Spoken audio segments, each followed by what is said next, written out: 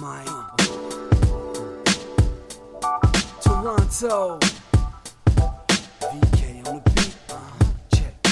I'm in Toronto where you wanna get the city love. I'm from Toronto where you wanna get the city love. I'm in Toronto like we wanna get the city love. My city love me back for my city love. Welcome to episode 1743 of Toronto Mic'd. Proudly brought to you by Great Lakes Brewery, a fiercely independent craft brewery who believes in supporting communities, good times, and brewing amazing beer. Order online for free local home delivery in the GTA. Palma Pasta. Enjoy the taste of fresh, homemade Italian pasta and entrees from Palma Pasta in Mississauga and Oakville. Toronto's Waterfront BIA. Check out what's happening on Toronto's waterfront this summer. Blue Sky Agency, the official distributor of Silen's quiet, comfortable, and customizable office pods. Create sanctuary within your workspace. Toronto Maple Leafs baseball. Get your butts to Christie Pitts. There's a game Saturday night, and then it's the playoffs. It's the best baseball in the city outside the dome. RecycleMyElectronics.ca. Committing to our planet's future means properly recycling our electronics of the past. And Ridley Funeral Home, pillars of the community since 1921. Today, making his Toronto Mic debut, it's Shye, Klein, Weinstein. Welcome, Shye. How you doing, buddy? I'm doing good. I really, every time I hear my name read out, I give it to people, and because I have two last names, no one can ever decide which last name gets used. And so everywhere I go, whether I'm speaking at a school or a community or a synagogue, or I'm on a podcast, or whether it's in news media, everybody uses a different last name. And then people ask me, right? Oh, are you Shye? I'm like, yeah. I'm like, but your last name is different. I'm like, it's not. It's the same. It's just the one you know is it's one of the two. So I did, I'm going to tell in a moment a story of how I came to learn about you and how we got connected. I'm going to tell that story in just a moment. But I saw like a global news article in which they called you Shye Klein Weinstein. And I figured if the global news people have decided that's your name, that must be your name. And that's okay, right? You're okay with Shye Klein Weinstein. So I remember the global news guys, Sean, and they asked me like, hey, how do you want to be referred to? I'm like, listen, I have two last names. You can just like take your pick. I prefer Klein, not because I have any issue with my family on the other side or the last name. It's just, it's too long. And no one who isn't Jewish can pronounce it right usually. I always get Weinstein, Weinstein. That's because we had Irv Weinstein was the news anchor for the Buffalo station we would watch from Toronto. Like, I think that's where that comes from. I would say this. Here's my thoughts on this, Shye. I feel like it's your name. I'll call you whatever you want. If you want to be Shye Klein, from now on, you're Shye Klein. I prefer that because it matches my underwear. That reminds me of that scene in Back to the Future when Marty's mom thinks his name is Calvin. Remember this? I saw a clip of that recently, too. It's funny. Geez, I just watched this great documentary on HBO called Pee-wee as Himself. And it was Paul Rubens talking about Pee-wee. And Pee-wee's Big Adventure came out in This is all way before your time. I remember Pee-wee's Big Adventure. I watched Pee-wee and Pee-wee Herman. So Pee-wee's Big Adventure came out in 1985, and I'm pretty sure that's also the year that gave us Back to the Future. Like, what a year for movies. Wow. Good That's year. Crazy. Crazy. So let me tell the exciting story of how we got connected, and then we're going to find out more about you. And I'm going to ask you about, like, who were you and why were you in Israel on October 7th, 2023. That's and then crazy. If you're comfortable with me here, I would like to hear your accounts of that horrific day. I'm happy to share everything with you. I've been talking about it so long. I'm just sort of numb to it, and it's just a little boring for me. So you have to prompt if you want to know something specific. I'm not just going to volunteer it, not because I don't want to, but for me, it's all the same. I'm a hell of a prompter, my friend. I'm going to prompt the crap out of you here. But first, let me just shout out your cousin, Joel Levy. Or is it Levy? Levy. Okay, thank you. Okay, so now you got me Weinstein. Unless Weinstein. I'm wrong, and I hope I'm not wrong because he's my relative. You better not be wrong. That's your cousin. Is it like your first cousin? He is. Well, I call him anybody who's not my immediate cousin, my cousin, because it's just too much to keep track of. He is the grandson of my mom's great aunt. That's barely cousin. Are you sure you're? You know what? I do. My know grandmother, her sister, that's her grandson. Oh wow. Okay. Well, yeah, I'm surprised you even know who the heck I'm talking about. If you're going, that far in the family tree. But okay, so he calls you his cousin. But We're cousins. Joel Levy says. So here's the bizarre story of how I found myself in the same room as Joel, a guy I knew like 10 years ago when I was. Longer than that. Like I was barely a podcaster. I was like a blogger, and I'd get invited to these influencer events. When I was in high school. I was surprised you're not in diapers. You're a young man there, but you were a younger guy. I knew your cousin Joel, and I got invited to this opera at the TD Music Hall, which is like right by. Really, it's part of Massey Hall, really, and it's like we're gonna have an opera to sell frozen pizza, and I said, this is so bizarre and surreal. I think I'm going to bike to the TD Music Hall at Massey Hall, and I'm going to watch this opera to sell frozen pizza. Like I'm going to go. So I went. Yeah, so I went. You were selling frozen pizza at an opera? No, but the frozen pizza makers were going to try to like... They thought the audience of people who see operas, that's who wants to buy frozen pizza. Yeah, like it's just a marketing PR move, right? Like it's like, okay, we're going to put on an opera. Apparently the first opera ever at the TD Music Hall. So it's like, we're going to put on a real opera with real opera singers, and it's going to be about frozen pizza, and then we're going to give people our frozen pizza. Then all the influencers... opera was around about frozen pizza. Yeah, like this was like an opera written about frozen pizza. Like you had to be there, man. It's all surreal. But I go there, and I look around. Everyone's very young, younger than you even, but you're a young man. But young people, and they're all dressed up like they're going to the opera. Okay? So I'm in my shorts and t-shirt. I biked over because I'm like, this is like it's an opera, but it's a frozen pizza ad opera. I'm not dressing up for this. But everybody was dressed up to the nines, like they were going to an opera. And then I look around, I go, oh, this is a very young crowd. But then I saw a guy, not as old as me, but at least he was within like striking distance, like maybe 10 years younger or something. And there's my old friend, Joel Levy. And I went up and chatted him up. He's got a lot of cool stuff going on. And at some point in the conversation, he tells me about you because you were at the Nova Music Festival on October 7th, 2023. And I just said to Joel, do you think that Shye would visit me and chat me up? And he said, probably, let me introduce you. And here you are. Here you are. So one more question about people related to you. But since Weinstein is one of your many surnames, but we won't use that one anymore because you'll just be known as Shye Klein. Are you related at all to filmmaker Ali Weinstein? Or is it Weinstein? I'm so turned around on that pronunciation. But she directs movies. She directed a great documentary about Ontario Place. And her aunt, actually, Judith, was one of the people murdered by the terrorists on October 7th. Judy and Getty Weinstein. Right. I don't believe we're related. But, there's a lot of us, so I wouldn't be surprised. I'm just glad you didn't say Harvey. No, wouldn't make that mistake. Don't worry. Wouldn't make that mistake. Although I was a big Pulp Fiction fan. It's kind of disappointing. He was That's what it is. He wasn't in the movie, thank God. No, was it? No, thank goodness. All right, so let's talk about who you are and how you found yourself in Israel on October 7th, 2023. I'm just a Canadian boy. I'm just from Toronto. I grew up in Etobicoke. I grew up right around here. You grew up near like Queensway and Royal York. Queensway and Royal York, right near Tom's Dairy Freeze. I grew up on 10 Winslow Street, and I would go down to Mr. Min's convenience store and buy my Yu-Gi-Oh cards, buy my Pokemon cards, and buy my goodies when I was a little kid. And this was early 2000s, between 2001, 2009. Did Tom's Dairy Freeze have the same kind of lineups in the summer that they do now? I don't know. It's unbelievable. It's busy. So I actually recently... I in my head, they closed down because, God, No. No, it's awesome. It's not only there it's during the summer anyways. I don't know what it does during the winter. I think it sells like Christmas trees or something. But hot chocolate. That's not a bad idea. But I'm telling you because I went to Mama Martino's recently with my kids, and Mama Martino's is right there too. You might recall. And I was like, oh, that would be a good idea, the soft serve ice cream at Tom's Dairy Freeze. But the lineup looked like it was a 2-hour lineup. Like I said, forget about this. But it's very I remember being very, very busy to the nines. But it was like, when I lived there, it was a pretty rough place. Like I remember, dead police officers found in the snowbank in the middle of the winter.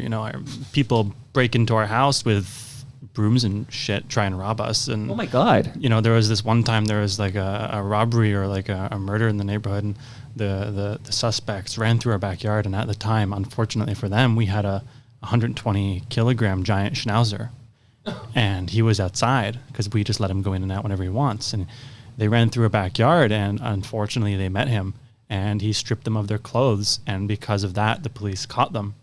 And, you know, I don't have, I only lived there till I was about 13. So not too long. I'm 28 now.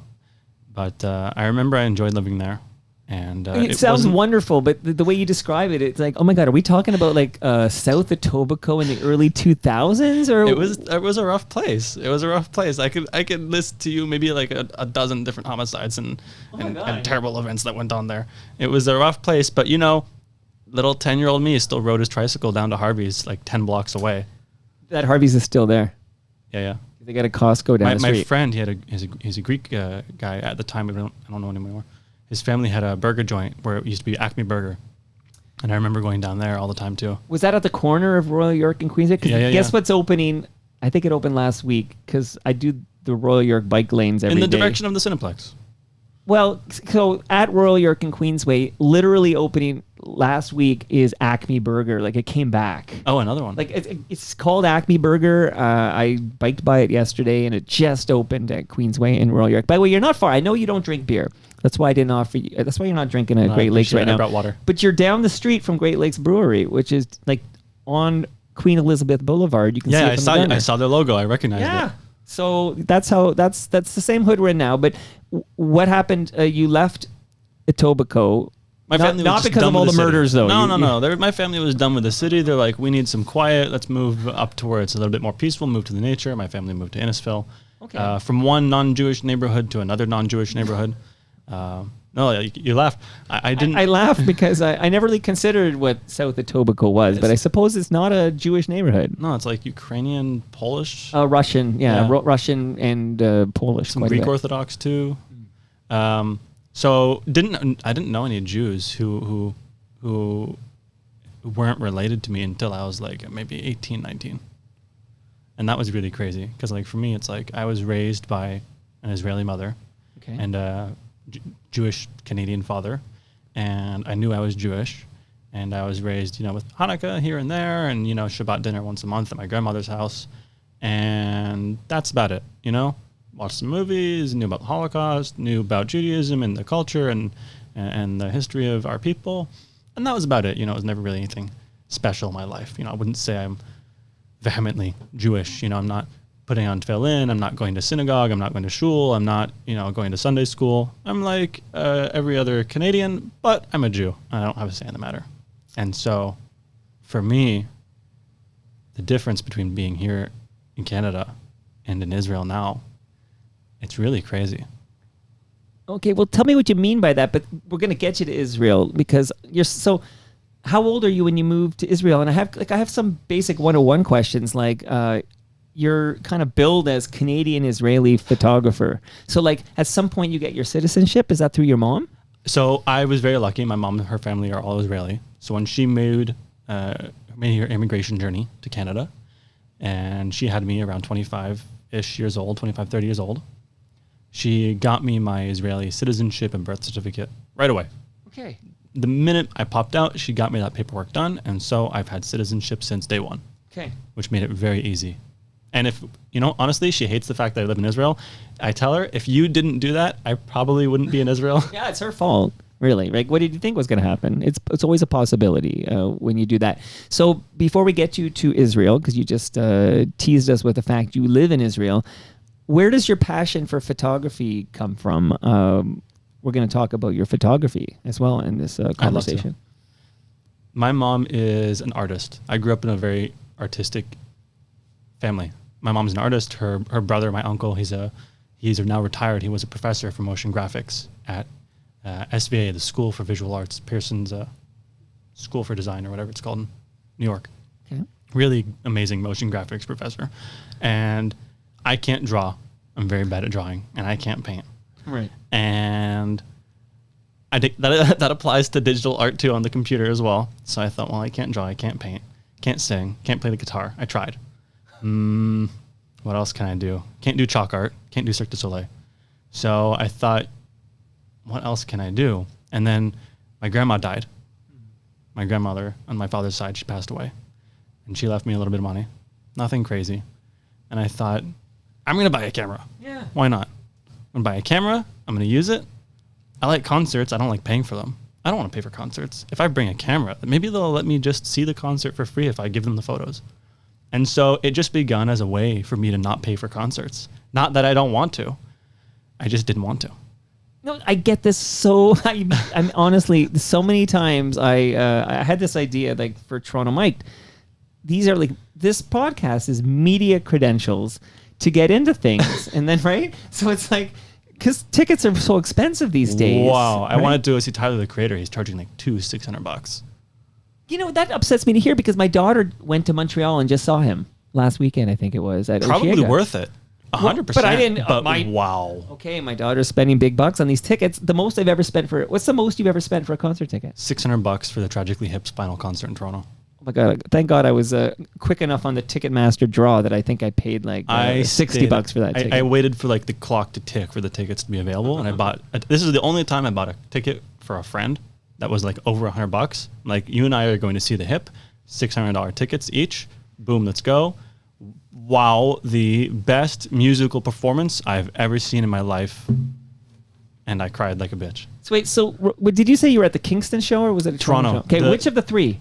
The ACC. It's the one when the whole city stopped to watch it live. Well, but that's the Kingston show, right? So, I think Kingston and Toronto. No, yeah, so on that tour, yeah, they did 3 nights in Toronto because I was in the middle night. I went to the middle night. Which one did he wear the pink suit? Did he wear all 3 nights? Probably all 3 nights. That's but bottom line is you got because I went to the middle show and then we did a family road trip out east and I remember this so vividly because the Hip was like one of my favorite bands of all time, still is. And 100%. I say they're like one of the greatest Canadian bands that I've ever lived. Okay, well listen, you're in the right place here. Paul Langlois played this basement last year.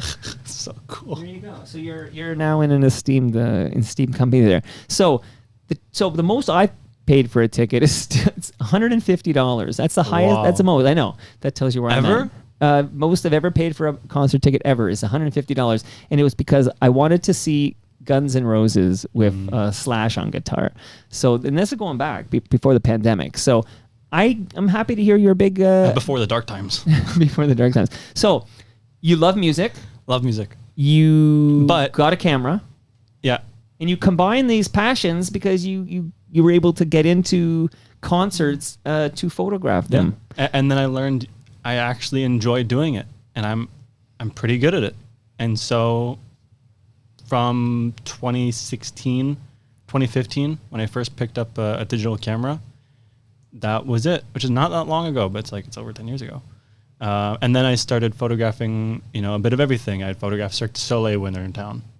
Cirque du Soleil Volta and Cirque du Soleil Curio. Wow. They did something at the Park Lawn and Lakeshore area of South Etobicoke. There was a big tent there for a while doing something with Cirque du Soleil. I didn't know. Just throwing it out there. I know they're usually in the Leslieville area. Yeah. Well, I saw them at the Portlands once. Out by and there's a new park in the Portlands, by the way. Just shout out to the new park in the Portlands. But okay, so I'm just trying to come. So you realize you love photography, and are you focused on photographing music, or do you go beyond that? It began as just music, and then it extended to people. Mostly people who wanted to get into modeling and acting. I would do their headshots, and then I thought, wow, it's really hard for me to find clients because I live in Innisfil and I don't have a social life. So what am I gonna do? Right. And I was very shy. Like, that's your first name. I am still very shy, but this isn't who I was 10 years ago. I was very shy and very reserved and very introverted and very quiet and soft-spoken, and I didn't like to speak if I wasn't spoken to. I'm still like that, but not as much, and I choose when to. And then I thought to myself, it sucks not having very many friends, or only having friends who like to mountain bike and ATV and go fishing and mudding, which is I like museums and shit. Not my thing. And so I thought, how can I stop being shy? Because this is getting in my way of progressing in just my social life. And then I thought, my dad suggested to me something years ago. He's like, why don't you do background acting? He's like, just go do background acting. You can pay $50, $100 for an agency and they'll send you work and you just give them commission. And I'm like, that's not a bad idea. Yeah. And so I just started doing background acting, which I still do on and off because it's like a nice, fun side bit of money, cash here and there. What's the biggest thing you've ever been in the background of? I was on The Boys. Yeah, it's a big show. I was on The Boys season 4 in the riot scene where a main character gets killed, and seeing one of my favorite shows get produced in front of me, watching my favorite characters fly in and like do their thing. Wow, it was so cool. It was really awesome. And then I learned one of my friends in Israel actually teaches one of the main cast members, Tomer Capone, Muay Thai. Well, that's a good, interesting connection there too. Just random coincidence. Now, when I, do my homework as we build you up to who was Shye. By the way, I thought of you, telling me a moment ago that you're Shye. When your name is Shye, you could have the handle Shye. Yeah, I thought of having the handle of not shy. Well, that's going to confuse everybody. Yeah. But it's funny because, you'd spell it not shy, like, shy. But back to the thing. So I did background acting for till present, and that's it. I forced myself into awkward, uncomfortable situations, dressed as somebody who I'm not, acting how I don't act in front of total strangers on a camera, and that just forced it out of my skin, and now I'm not. It's funny. Maybe because it's fresh of mind, and I thought it was so excellent because I was, we talked about Pee-wee's Big Adventure. I was a big fan, and I liked Pee-wee's Playhouse, a big fan of Pee-wee as a persona, but this whole idea of essentially it was Paul Rubens being uncomfortable showing the world who he really was, primarily because he was a gay man and felt that would destroy his career. I didn't know he was gay. Yes. Well, no one did. I don't think he was out of the closet, but unless he amongst very close friends. Very straight-looking gay guy. Well, then you realize he has this persona Pee-wee, and he puts on the suit and he assumes this persona of Pee-wee Herman, and it was a way to present to the world because Pee-wee was beloved. I loved Pee-wee Herman, and it was sort of his way to kind of show this side of himself without showing, hey, I'm Paul Rubens and I am a proud gay man. Should I be looking at you or the camera? No, I don't care. Okay. You can look at me, the camera. If there's people looking at the camera, they're gonna see me cross-eyed, one eye on you, one eye on the camera. You know what? If you can do that, do it. Do it. There's a name I want to ask you about real quickly because it's in your bio. Okay, so yes, Chris Hadfield. Oh yeah. So what's up with that? You're a shy guy, literally, and you're in Innisfil, and you're shooting with your camera. One of the first people I photographed who had any significance, but to me, lots of significance because he's like a Canadian icon and national hero. He's like when I think of famous Canadians, he's like top 5, top 3, easily, for me. Can you name the other 2? Gord Downey, Terry Fox. Okay, wow. So this is a big 3. Okay, absolutely. Chris Hadfield, Terry Fox, and Gord Downey. I don't know if that's like a bad 3, but only one's still with us. Shout out to Rayleigh Funeral Home, but Chris Hadfield's still looking great. So I've always wanted to photograph an astronaut. I've always wanted to meet an astronaut so I'm looking at how can I do this? And I thought, who's Canadian? Oh, Chris Hadfield. Yeah. He's like the astronaut. Whenever people think of astronauts, he's the guy. Or Buzz Aldrin or the other one, Neil Armstrong. But Neil's no longer with us either. No, unfortunately. That's recent, right? Recent, I feel like 5 years or something. Yeah, within the last 5 years. It's all a blur post-pandemic, but maybe about 3 years ago. But Buzz Aldrin's still with us, right? Yes. Okay. I think he punched a guy or something 5 years ago. Somebody said that they staged the moon landing, and I think he knocked him out. Yeah, that was it. That was it. I love that video. Right, so I was saying, I found out Chris has no good photos of himself online before this. I'm looking him up online. On Twitter and Facebook, Instagram, whatever. The selfie he took with me at that food fest. That's not public. That's not public. and I'm looking online, and I'm like, all this guy's photos are of him at galas or events or news media or interviews or Zoom interviews or something else. And he's always dressed pretty casually in a polo, a t-shirt, or his work uniform, a space suit. And so I thought, I wonder if he'll be open to me doing a nice formal portrait of him. And so I just reached out to his team. I was able to find his contact info. And because he's Canadian, I thought I had a chance because I'm also Canadian. Yeah. And I told him, hey, listen, I noticed online your presence is incredible, but whenever you're written about or people talk about you, they always default to using these lame action shots of you at an event where you're like a little sweaty or you're not dressed, formally, you're more casual or you're in a spacesuit. You have nothing that's like formal to fill in that gap. Would you be open to working with me and letting me do this for you? And he's like, yeah. His team reached out, and not him directly, but his team. They said, yes, for sure. Not a problem. We'll do this. And we organized it like less than 2 weeks. And I had my brother come as an assistant because I wanted him to meet him as well. That's cool. And this was right after COVID, like right in the middle of COVID, like 2019, 2021, around there. And so we're in a studio near York University, and it's really early in the morning, and he comes from another shoot, and he's already like red and sweaty from his previous interview that he just did. And I felt really bad because it's the asshole of the morning, pardon my language. And you can swear in the show. and he's here for this thing that I proposed. So I'm like, and this is like my first celebrity, I'm air quoting, but he is a celebrity.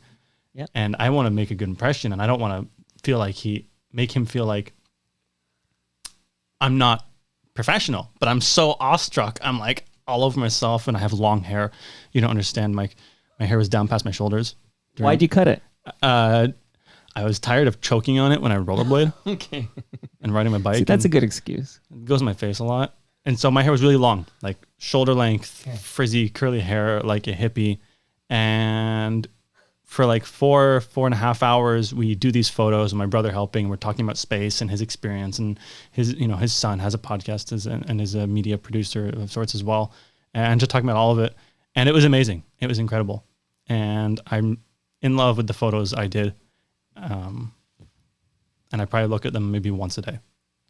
Well, that's really cool, right? Because you made that happen. Like, you took the initiative. You're like, no, I think this. And top 3, like, we're not fooling around here, okay? You're like, this is a top 3. And because 2 have passed, fuck cancer, 2 have passed away, Chris Hadfield is therefore, by your logic, the most famous living Canadian.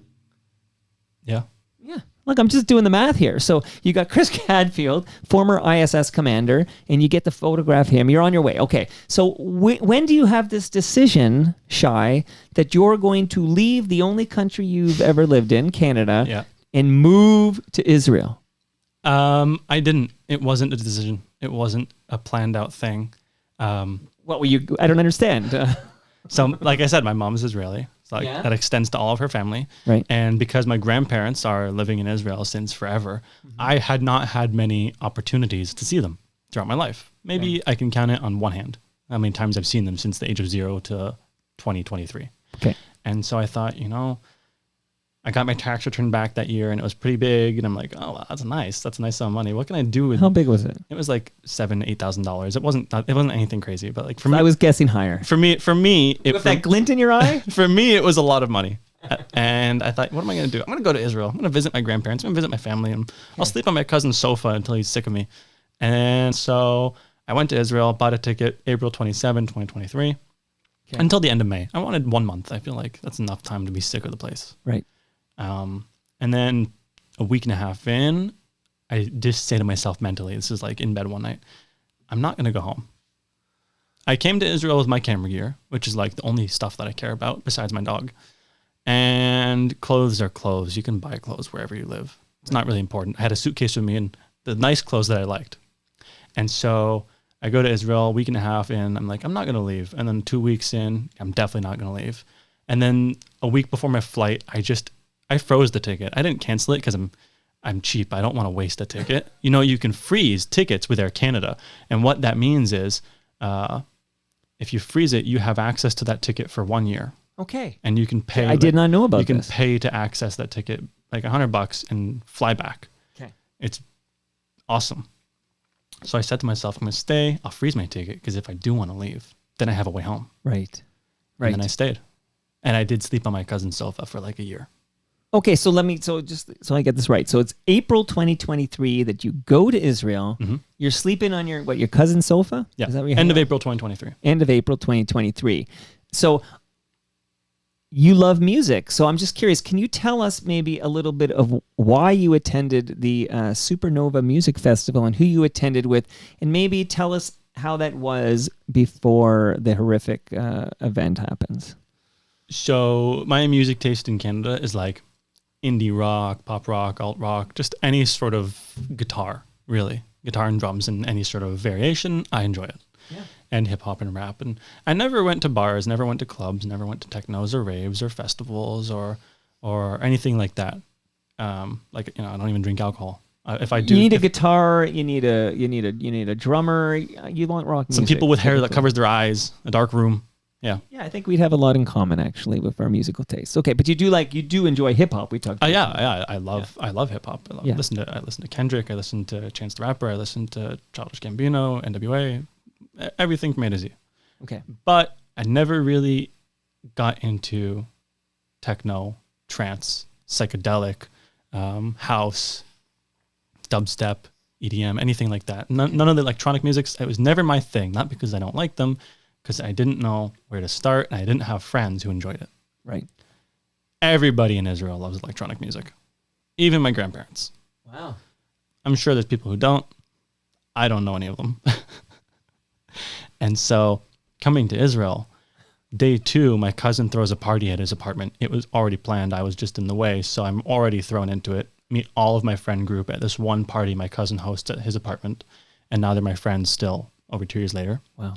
And he introduces me to trance music, psychedelic trance music, which is, it's nuts. It's insane. It's like the sounds of the universe. That's the only way I can describe it. If you stuck your head in a black hole, I'm sure you'd hear artifacts or something. Is there any thing I've heard that you could tell me compares to? I actually don't really know the subgenre, like the psychedelic trance music, but is there like a famous piece of music that you can point out to me and then I can be like, oh, like that? Wow. Because I feel like, okay, so this happens to be the anniversary of Scott Turner's visit to Toronto, Mike, where he came by, I think 5 years ago, and he gave me the history of Energy 108, which was a big station in Toronto that sort of was big on trance music. They had a DJ there named DJ Trance, actually. Cool. And they were hosting a lot of raves. Raves were a big deal back then in the 90s, as you probably know. So I kind of feel like you get like a boom boom, this bass line or whatever, but psychedelic trance music, like I feel I have to go to YouTube and dig up some examples here, but this is the big genre when you arrived in Israel. There's only one artist I can think of who's really known in regards to trance. I'm ready. Maybe Vinny Vici. I don't even know if he's trance. Maybe he's like trance and like electronic. It's hard for me to recognize all this because it's all just electronic music to me. Another guy no longer with us, sadly, but I totally know a lot of his music. And Wait, Vinny Vici? Oh no, so I'm thinking of Avicii. No, Avicii. He passed away. Swedish. He's the one who's no longer He's with European. us. No, Vinny Vici is an Israeli. Oh, it's a different guy. My apologies. No, it's all good. It's all good. Okay. But it's very popular music in Europe and in the Middle East, trance music. They just had huge festivals in Portugal and Hungary called Ozora and Boom Festival, which are like 80,000 people festivals, whole cities. No, I hear this genre is massive. Like, huge. Absolutely. Huge. And especially so in India and Southeast Asia, which is where a lot of Israelis travel to after the military, and which is how the music was introduced to Israel in the first place. You know, when I was in the Nova, one of the people who I met, who unfortunately was, who didn't survive, who was murdered, he shared with us how he was like our age, partying at these parties in the woods in Goa, India, and he's in his 20s. And he brings this stuff with his buddies back here to Israel to like introduce this psychedelic trance music to the culture. And it's just sort of took off. So paint a picture for me, Shye, of basically what was the Nova Music Festival that you attended? Like, who did you attend with? And just, I'm going to close my eyes and kind of imagine, because it sounds like it's going to be a great time with friends to experience some great music. That was 100% the expectation, and it totally blew that expectation out of the water. We were supposed to be a group of 50 people, 50. We were supposed to take a bus together. And then just life happens, and as the day draws closer from us finding out in September and buying the tickets, people flake out and cancel, and just life happens, Sure. From 50 people, we became 8. And we didn't take a bus, we took 3 different cars, which probably helped us survive. 3 different cars, which we filled up with gas that night, which is another really lucky thing. Right. And so my cousin at the time who I was staying with, his neighbor is one of the founders of the festival. His neighbor at the time lived 1 floor above him. So he comes downstairs to us in September and says, guys, we're hosting this party, this festival. It's going to be amazing. It's not just us. It's not just our Israeli team. It's another team from Brazil who is internationally known for these festivals. They throw yearly 30, 40,000 people parties in the jungle of Brazil. And it's crazy. And they're called Universo Paralelo. Okay. And they're doing this in tandem with each other to host this festival.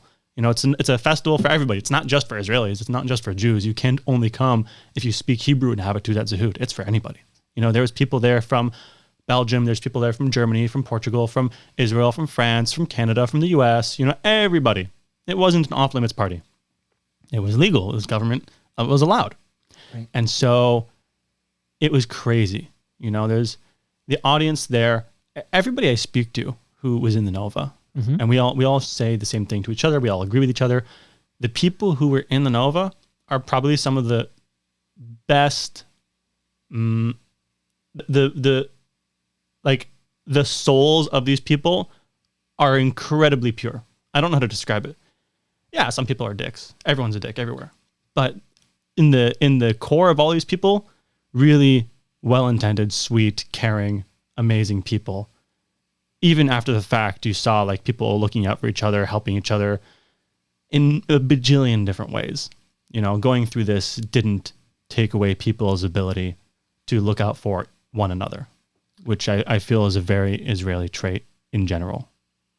So before everything changes, you're having a great time. Everybody's happy. Everybody's laughing. This sounds like just an amazing experience. The Nova Music Festival on October 7th in southern Israel. It was really amazing. The environment, you know, it was from midnight until 4:30 in the afternoon Saturday, and you arrive to the festival, and the first thing you see is this huge pain in the ass line to go through security. But in this line, you see everybody has put their stuff on the ground, and they're talking to each other, and they're having fun, and they're smiling, and they're laughing, and people are dancing in the line before they even get in. And you go in, you get your tickets checked, you get your wristband, you get your bags checked for guns or whatever.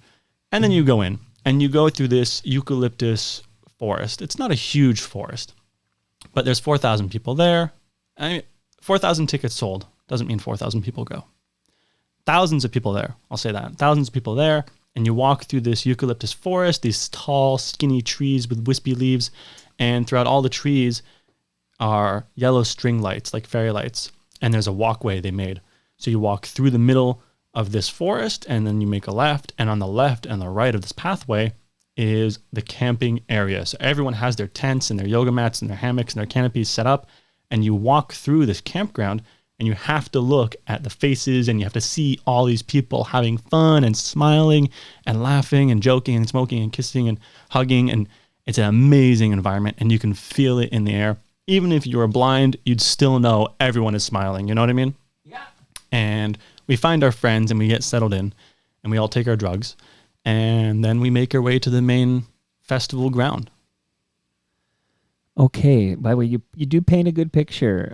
You would make a good photographer, I feel. You know, you can capture the essence, because I'm there, man, and it feels it's peaceful. It's fun. I'm feeling safe. What kind of drugs is at the raves? They always talked about Molly, or what is the drug of choice? Everybody who goes to these parties, I'm not going to say they do drugs because that's not true. There's 4,000 people there. Some festivals have 40,000 people. Not everybody does anything. You know, I have a friend who was with me. His name is Loraz. He was sober. He took a nap. He doesn't drink, doesn't smoke. He's, you know, I don't really drink. I had a beer that I didn't finish and threw away. And then I smoked a joint, and we all took half a pill of ecstasy, and we take like a big 2-liter water bottle, like one of these. Okay. And we put in it about 75 milligrams of MDMA, and we shake it up, and then we pass it around for like an hour or two. And for me, that was it. That was enough, because that was my first time doing MDMA, first time doing ecstasy. And so for me, it was like enough juice to go through the whole night. So I didn't have to keep doing any substances or whatever. Other people, I'm sure they did, but not everyone. You know, the oldest person who was there is 75 years old. You think a 75-year-old is dropping acid and doing lines of coke? I don't think so. Well, they were probably at Woodstock doing the same thing. For sure. Youngest person there was like a 16, 17-year-old volunteer. He's probably not doing substances either. I'm going to give him the benefit of the doubt. Sure. Just in case the parents are listening. And, lots of people, for them, music is a drug. Positive energy is a drug. If you go someplace to a party and it's really good energy, you don't have to do anything. I felt this natural high from concerts. 100%. I went to my first Berlin-style techno in Tel Aviv after the Nova. Totally sober, because I just couldn't do drugs at the time if I wanted to. Totally sober, and I was worried because I was sober I wouldn't have the energy to go all night. I danced from midnight until 7 a.m. without a problem. My heart rate was 130 and I was totally sober except water, So you don't need substances to have a good time. It just makes it easier. That's also part of the culture. Right? Yeah. I mean, I watch 24-hour party people. Okay? But that doesn't mean everybody who's there, I'm not saying you're saying this, but it doesn't mean everyone who's there are like drug addict losers. There are people there who are CEOs, there were lawyers, there were doctors, there were nurses, there were fucking... Oh, by the way, no judgments. I'm just really trying to put some myself people who at are the listening, concert. and I'm related, some of them have that connotation, You don't have to be some lowlife to do Molly, I'm sure Bill Gates has done coke or something in his life. The richest, most successful, well put together people have partaken in these things. Right. So, Shye, at what moment do you realize something's wrong? So, I'm born and raised in Canada, but by an Israeli. So, I've got a good mix of both. And so, I moved to Israel April 2023, which means between April and October 2023, I did have time to experience rockets. And, on a typical day before the war, rockets would look like this. You'd be sitting on the beach, you'd hear the alarm. That means you have about 3 minutes to get to cover. You look towards Gaza, which is south, and you see smoke in the sky, which is the trail of the rockets from the Iron Dome, the interceptors, because you can't see the Hamas rockets because they're dumb rockets, because they are fire and forget. They're not guided. They have enough fuel to get into the air, and that's it. So you can't spot them. You can spot the Iron Dome rockets and watch them as they travel to the intercept point. So it's 1 to 3 rockets, Iron Dome intercepts them, and you finish your coffee and go about your day. That's typically how it goes, which is like, as a Canadian who didn't grow up under that, it's nerve-wracking. But once you understand there's a bunker everywhere you go, and you have a reasonable amount of time to get to safety, you become used to it, which is really weird to say because it's rockets. It's maybe desensitized. Somehow. Desensitized to it, yeah. I can see. Familiar. And then on October 7th, 6:30 in the morning, I'm looking for my friend, Ellie, because I'm walking around taking photos at this festival because I was tired of dancing. And the rockets began. I didn't know it was rockets at first because I don't speak Hebrew and I'm not paying attention to the sky. And then I hear people saying, what is it? Tzava Adom, which is red alert in Hebrew. I'm like, oh, that's not good. Because we don't have a siren. We're in the middle of nowhere. There's no siren around us. There's nothing to tell us there's rockets. And we're close to Gaza. We're like 3 miles from Gaza. It's really close. You can walk there. You can bike there. It's very close. And so because we were so close, the time to get to safety from rockets is 60 seconds. 60 to 90 seconds. I think 60 seconds. Really, or even less, 15 seconds. Really short time. But we're next to Gaza. No one's really worried because they know there's nothing here. They're not shooting rockets at a patch of dirt right next to them. Why would they? It's a waste of rockets. They're trying to cause damage. They're not going to cause damage by shooting an orange field, or an empty field or some trees. What's the point?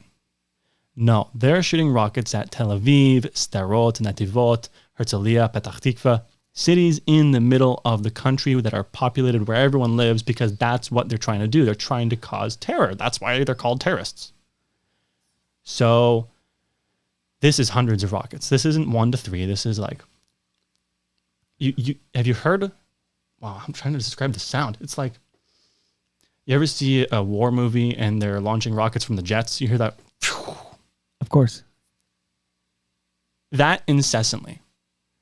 It's like 10, 20, 30, 40, 50, and then a minute pause. And then 10, 20, 30, 40, 50, 100, 200. And it's like nonstop from 6 in the morning. 6 in the morning.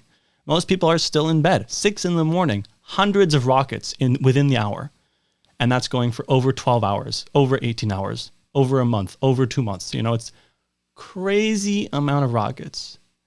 My biggest concern wasn't that we'd be struck by rockets, because I knew after speaking with my friends that they wouldn't be shooting at us.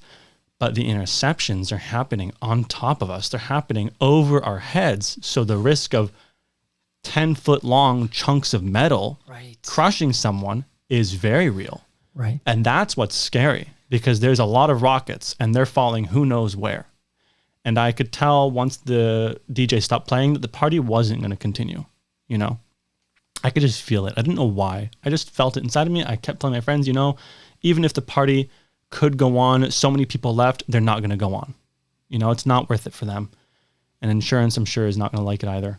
And so I find my friend Ellie in this crowd of the main stage as everyone's freaking out. And I grab her by the shoulders because, you know, people fight, flight, or freeze.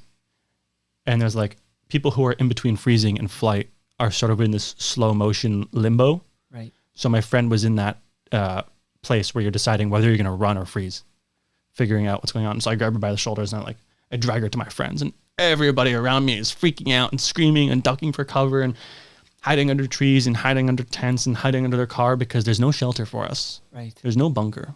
You know, there's no Iron Dome next to us getting ready to protect us. There's none of that. We have trees, we have the stage, we have our cars and the road out. That's it. And so I come back to my friends, and I'm Canadian and I don't speak Hebrew, so I have no idea what anybody's saying, but I make sure I'm the loudest and I tell them, listen, everyone, I don't think the party is going to continue. You can hear me saying this in my videos. I don't think it's going to continue. I want to go home. Like, I want to leave. Let's go. I'm the most sober. I'm happy to drive. You guys don't have to drive. Like, of the 8 people there, only 2 of us were comfortable enough to volunteer to drive and sober enough.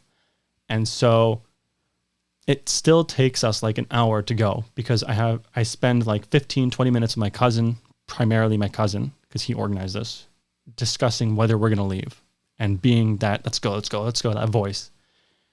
And they're Israeli. They're like, you know, it's no big deal. They're not shooting at us. No worries. We'll wait for the traffic to clear up and then we'll leave. Whatever. They're like, they grew up under this, so they're not taking it as what they have no reason to think something else is going to happen. And Shye, if you're kind of desensitized to the rockets, imagine them. 100%.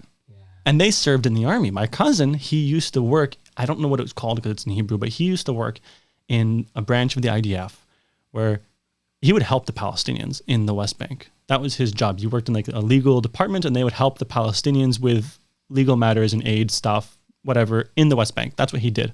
So he knew the area well, and he knows quite a bit. But eventually we agree, we'll go. And my cousin tells me, fine, we'll go, but we're going to take our time and pack up. I'm going to finish my beers. We're going to smoke another joint, and then we'll go. Typical Israeli. And so I tell him, fine, whatever, but at least we're going. Yes? Okay, we agree. And at this point, there's still no sirens? There's no sirens because there is no siren physically in the area. There's no sirens to siren. No, exactly. There's only sirens in the kibbutzim, which are not close enough for us to hear. Okay. And so the only sirens we have is like an app on our phone, which is like, screaming in our faces, but everyone gets such anxiety from that phone, they turn it off right away. And so I tell my cousin, okay, well, you guys are going to pack up. There's 8 of us, 7 of you. You don't need me to pack up 2 tents, some chairs, and our drinks and snacks. So you guys do that. It'll take you 30, 40 minutes, regardless if I help or not. And I'm going to walk around and I'm going to keep taking photos and see if anybody else needs help putting away their things, because this is time I have anyways. So I want to use these last 2 rolls of film that I have and see if anyone else needs a hand. Most of the people I spoke to don't need help or don't want it. Only 1 person accepted. I helped them out, asked to take their photo, tell them, hope you have a good rest of your day, get home safe, see you at the next party. And I'm walking around just doing the same thing with everyone, but in a little bit more of a hurried manner, not so much focusing on, hey, who are you, where are you from, give me your phone number, like I was during the party. And then it's like 7:30, 7:20-ish, and I run out of film. I go back to my friends because I want to load up my camera again. And I'm walking back, and I hear off in the distance, tuck, tuck, tuck, tuck, tuck, tuck, tuck. And I thought, why is someone lighting firecrackers? Like those Chinese firecrackers. Like, why is someone lighting firecrackers? It's stupid. And then I hear it again, tuck, tuck, tuck, tuck, tuck, tuck, tuck, tuck, tuck, like really fast. And if you know anything about the IDF, which I only do through like movies and TV and my friends, the IDF, who they're trained with their M16s and their M4 rifles and their Tavors. They're trained to fire semi-automatic. And if you don't know what semi-automatic is, it means one round at a time. And when they do fire in rapid succession, they fire in a rhythmic way. You know, like 1-1-2, 1-1-2, 1-1-2, or 1-1-1. You know, some sort of pattern, because it helps them identify who's shooting. When you hear terrorists shoot, it's just like a kid playing Grand Theft Auto. You know, it's just holding down the trigger until it clicks, and then you put in more bullets and you do it again. And you can hear that. And you can hear the difference in an M16 and a Kalashnikov. You know, a Kalashnikov sounds chunky. It sounds meaty. You know, if the Kalashnikov were a character from pop fiction, it would be a transformer, because it sounds so meaty. You know, it sounds like just, I don't know, grunge. And I hear this sound, and the first thought I have in my head, coming from Canada, who's only ever heard gunfire in Call of Duty movies, the first thought I have in my head is, that's a machine gun. That is somebody firing a lot of bullets really fast. And I keep this to myself because I'm still on the come down from my ecstasy and my MDMA, and I'm obviously panicked, and my heart rate's very high, and I'm sleep deprived, and I'm like, I don't want to say anything because maybe if I'm wrong, I don't want to cause panic. So I come back to my friends and I tell my cousin, because he's like, he and I have a very similar wavelength. I don't know how to describe it. He gets me and I get him.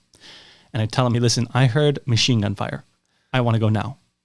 And he tells me, I don't know about that. I heard something weird as well, but I don't know what it was. So he's not denying it, but he doesn't know. We were 8 people. 5 of us took acid. He was one of those 5. So because of that, I didn't, you know what I mean?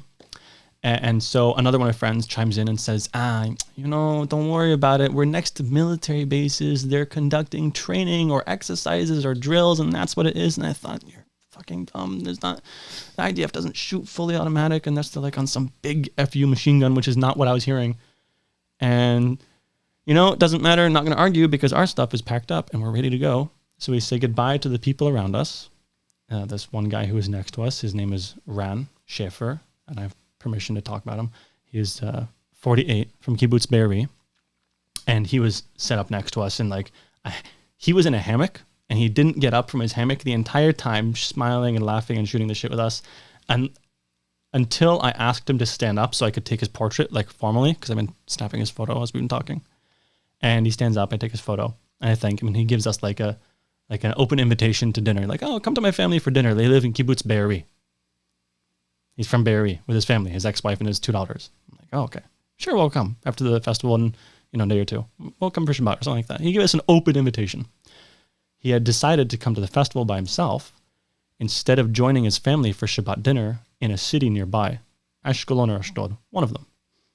But because he came to the festival and didn't join his family for that Shabbat dinner, they didn't drive home that night. They didn't drive back home to Be'eri. They stayed overnight at their families after Shabbat. So because he went to the Nova, they weren't in Be'eri when Hamas attacked. And that's insane. That's like not getting on the plane in 9/11, but the reverse. Hearing you tell the story, it's all insane. My story is I'm not trying to downplay anything. I've heard crazy shit. I met a guy, I was with a guy in Cyprus who killed a terrorist with a rock, and these are all people that are my age. It's nuts. One of my friends, who is now my friend, who I photographed, he saved 5 people from the Nova in his little Honda Civic. They just piled them in. Some people, you've heard the stories. I don't have to tell you. Well, but you were there. So when you're hearing this gunfire, though, if you're close enough to hear the gunfire, they've already started. They've already entered the country. They're we're hearing this gunfire. They're within a kilometer of us, for sure. Be'eri is only a 5-minute drive from the Nova site. All the kibbutzim that were primarily attacked, they're all within 20 minutes of each other driving. Really close. And so we're in the parking lot. We're loading up our car. We decide in the parking lot, I'll be the designated driver, not before. And the parking lot at this time, the back half is mostly empty. Like I said, just because 4,000 people buy tickets to an event doesn't mean 4,000 people stay till the end, right? Some people during these festivals, especially the overnight parties that start at midnight and go until sunrise in the afternoon, some people only like the sunrise sets. So they skip everything from midnight until 5 a.m. Right.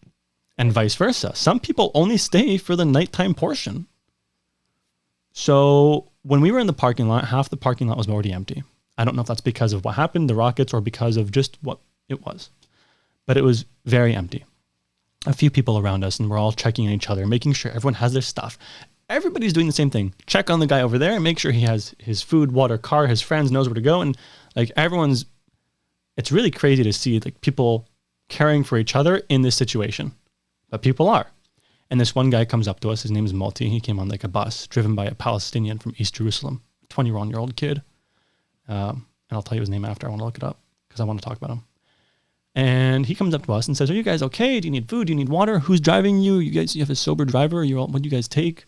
And I tell him, I'll drive. I'm the most sober. No worries. We're good. Thank you very much. We appreciate your, offering. We'll see you. And he goes off to his bus and we don't see him again. And then I'm taking photos still of Moti, of these people in the parking lot, my friends. And then this girl who's sitting on a wooden log in the parking lot, looking really defeated. Like she's really not handling the situation well. And you can see it on her face. And she looks at me and she stands up and she comes up to me and she starts screaming at me. Because the sound of, I'm using a film camera from 1964. Many times you've talked about, you're running out of film, and I'm thinking it's 2023, Shye. What are you doing with a film camera? So I'm using a film camera from 1964 that I bought off Kijiji for like $5. And you make that sound to reload the film, and it's a really annoying camera when you think of it to hear it go off, especially when you're stressed. So we're dealing with rockets, and there's screaming, and there's panic, and there's maybe gunfire, and we're in the parking lot, and then you hear my camera going off. So I get why she was easy to snap at me. But she yelled at me in Hebrew, and I don't speak Hebrew, and I don't know who she is, and I don't know her name. I remember what she looks like, but I don't know what happened to her. I don't know if she's alive. But like I felt bad because she's yelling at me for making this noise, for irritating her. And I just think I can't stop taking photos because I know something abnormal is going on. I don't know what, but I have to keep taking photos, and I'm so sorry that it's upsetting you, but I can't stop. And I didn't say this to her because she's not talking English. And I'm assuming if I spoke English, she wouldn't understand me because she's so overwhelmed. So I just said, "Slicha," and excused myself, and I continued away from her. And then Hamas arrived. And we were in the parking lot. So we were lucky because they didn't come from the parking lot because they didn't know we were there. If they knew we were there, they would have come at us straight from Gaza, which is the side facing the parking lot. But because they didn't know we were there, they came from the main roads because their priority was the cities and the kibbutzim. That was their focus. And then to move to Tel Aviv. But who knows why or how they found us. Maybe at 6 a.m., the Nukhba warriors who flew into Israel to let the others in with their paragliders, maybe they saw the party from above. But the Nova happened one day after another equally massive party, back to back, because they transferred the rights of the event to one another to make it easier to host it. So even if they didn't know we were there, they definitely heard that other party because sound travels far and there's nothing here, and we are at a higher elevation than the Gaza border. So even if they didn't see us, they totally heard us if they had guys by the fence preparing or something, They totally heard it. And even if they didn't hear it, and even if they didn't see it from the sky, it only takes one terrorist to notice there's a bunch of traffic coming from this one area and to go check it out. And so they came in from the main road, 232, and drove in through the festival from the main road, which is towards where the security was, where the VIP area was of the artists, where the main stage was, like the back end of the festival.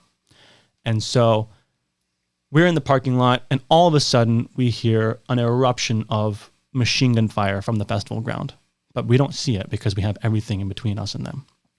But you don't need to see guys with Kalashnikovs to hear guys with Kalashnikovs. We hear the tuck, tuck, tuck, tuck, tuck, tuck, tuck, rapid machine gun fire through like the pinnacle of an action movie. You know, the climax is here. This is it, and everything kicks off. And then people start screaming Pagua. People start screaming Mechablim, which is terrorist. Pagua is terrorist attack. People are like losing their shit, and it's really, the energy just snaps really fast. People are like, oh shit, we have to go. We throw the rest of our stuff in the car. I'm in the driver's seat. Throw my camera bag, whatever. Get in, buckle in. Cousin gets in the passenger seat, and I'm driving down this dirt path towards the exit. 60, 70 kilometers an hour, swerving the car, honking my horn, hitting my brakes, trying not to kill people, because everyone's doing the same thing.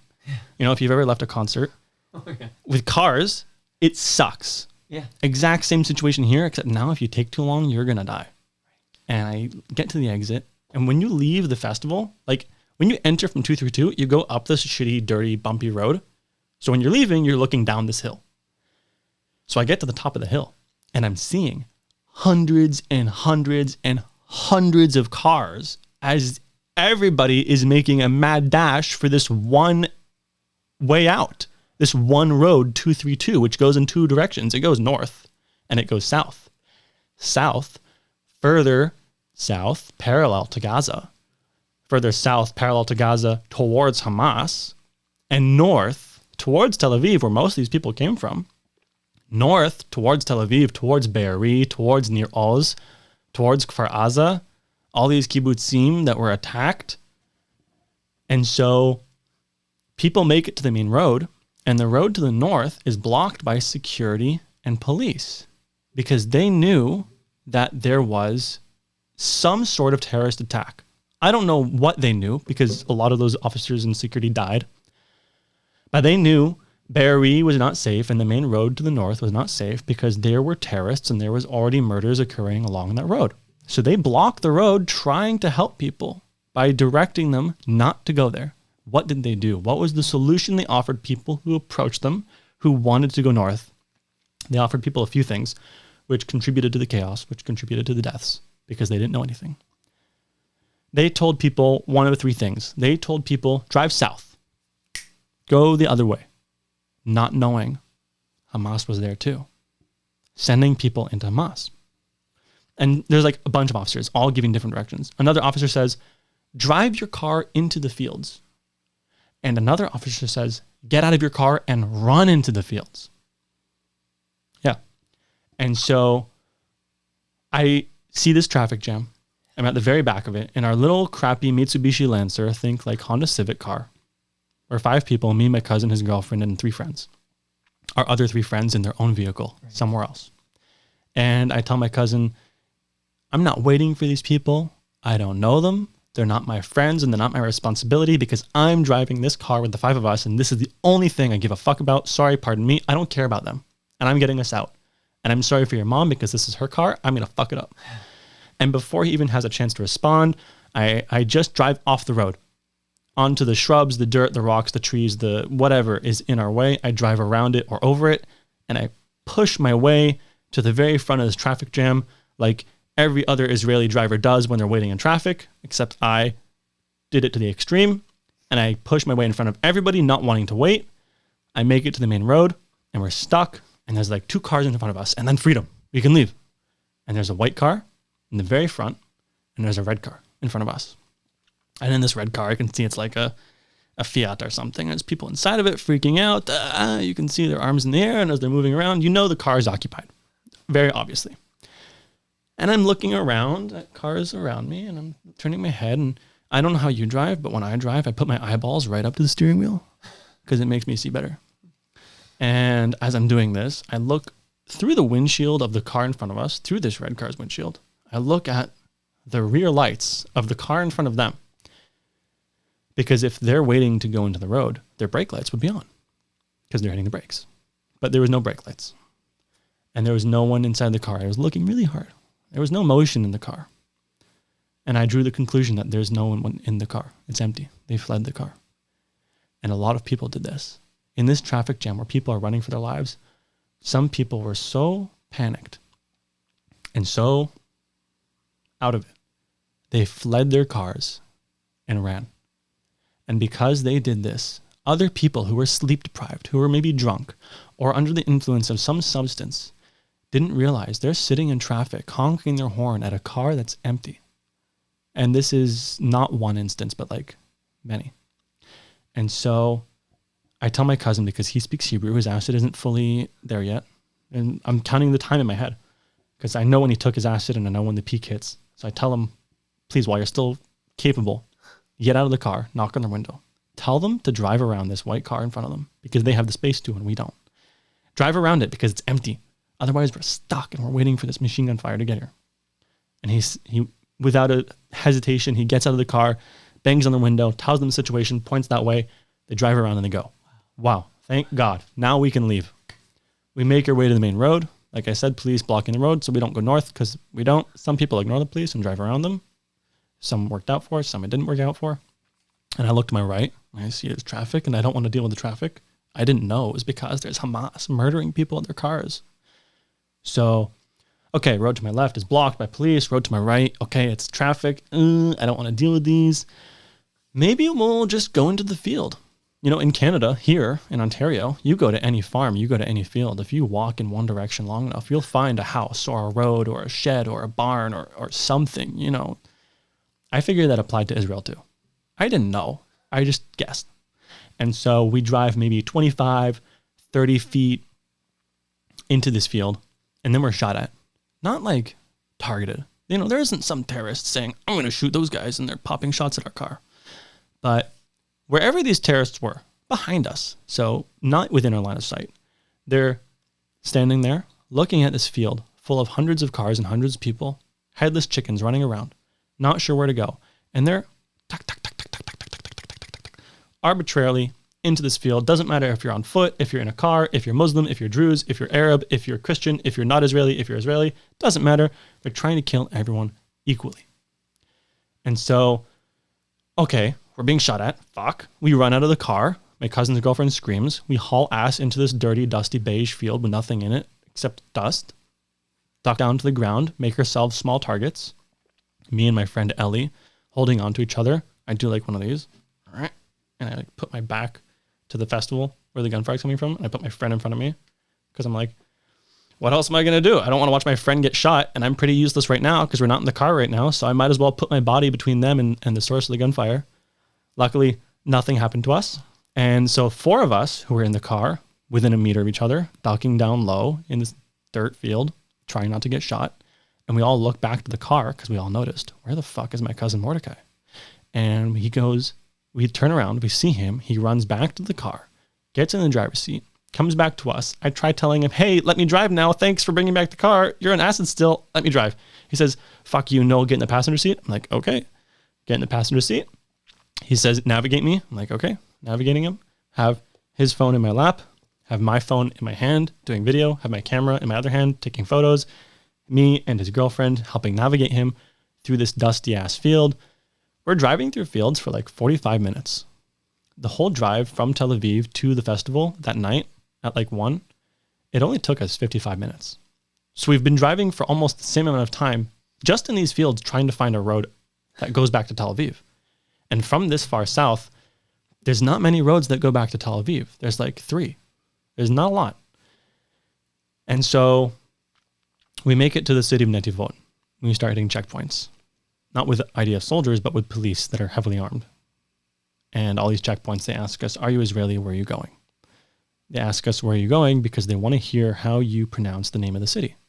Because Palestinians don't pronounce the names of cities in Israel the same way Israelis do. Which I didn't know. Which is how military and police forces sort of tell where people are from by how they pronounce it. You know, if someone says Jaffo, they know where they're American, right?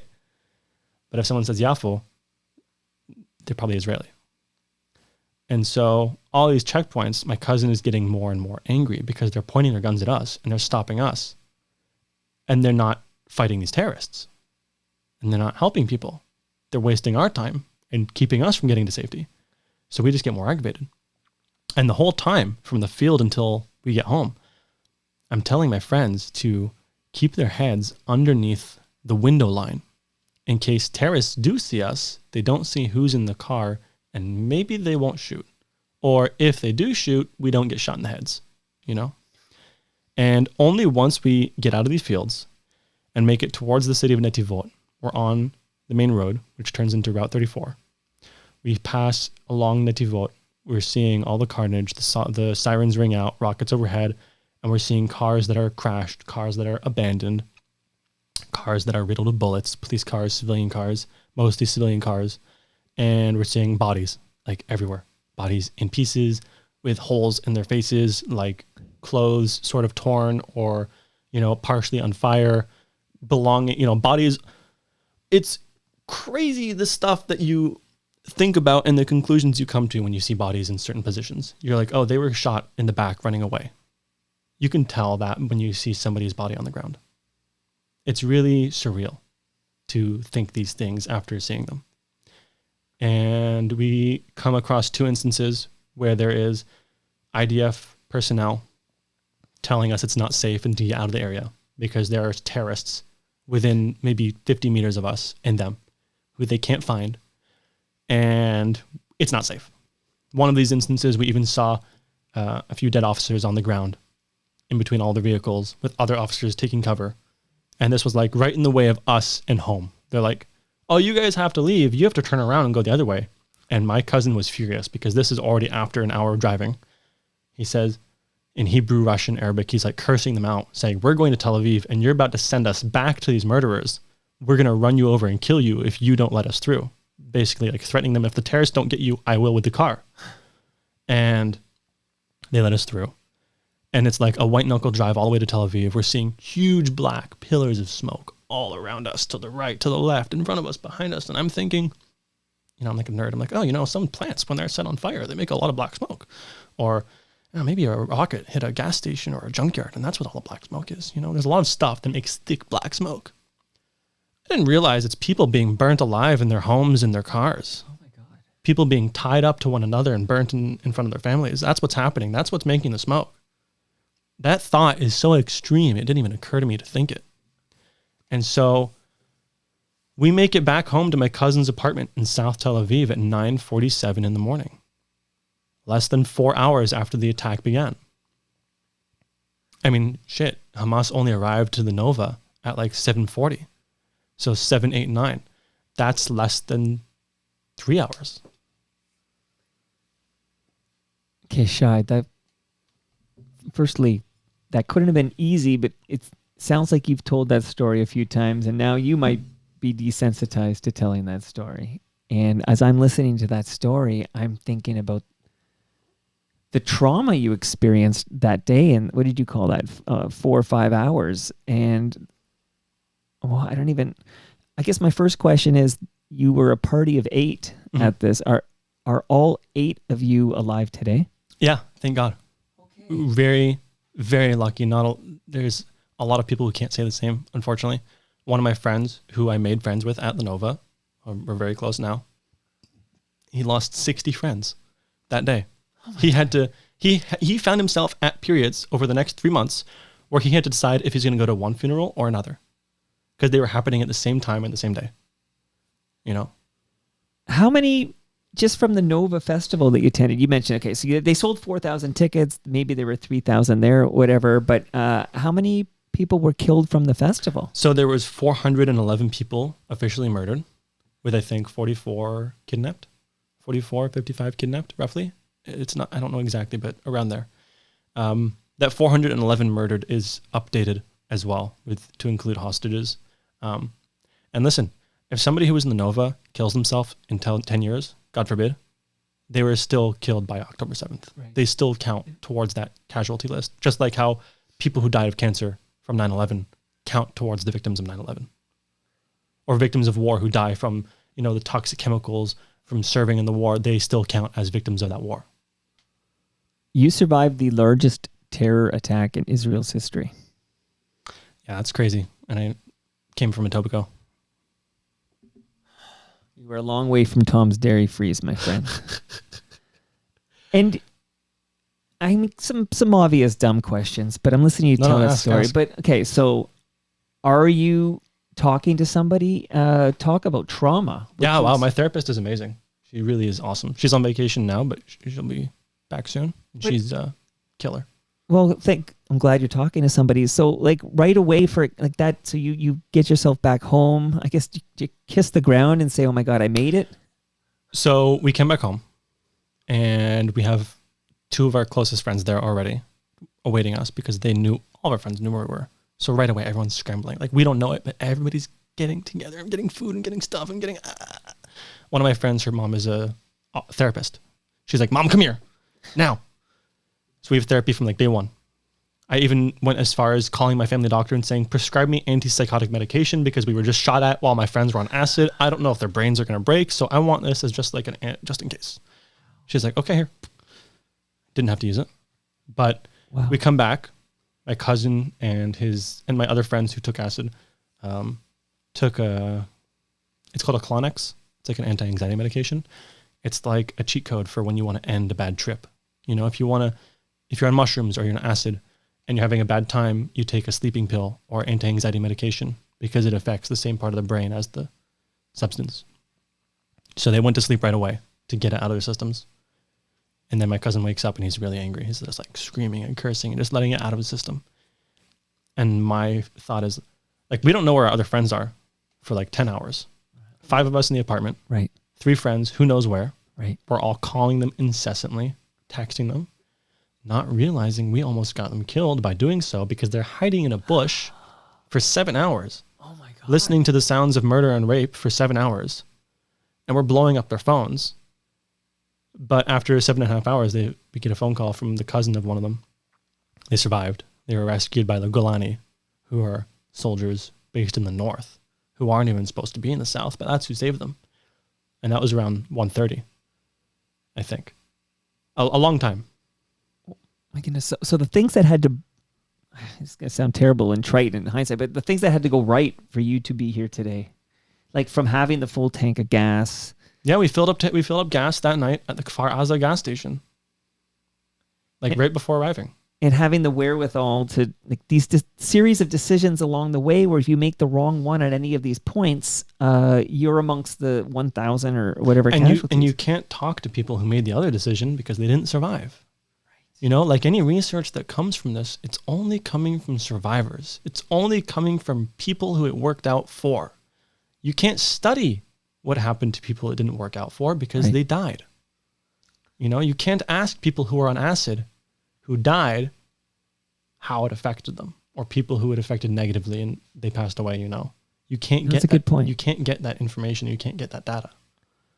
And so we've established that the 8 of you survived, but do you know of anyone that you met that day or knew that was killed or seriously injured on October 7th? So I brought this little booklet here with all the photos I took from the Nova, because I think we mentioned it.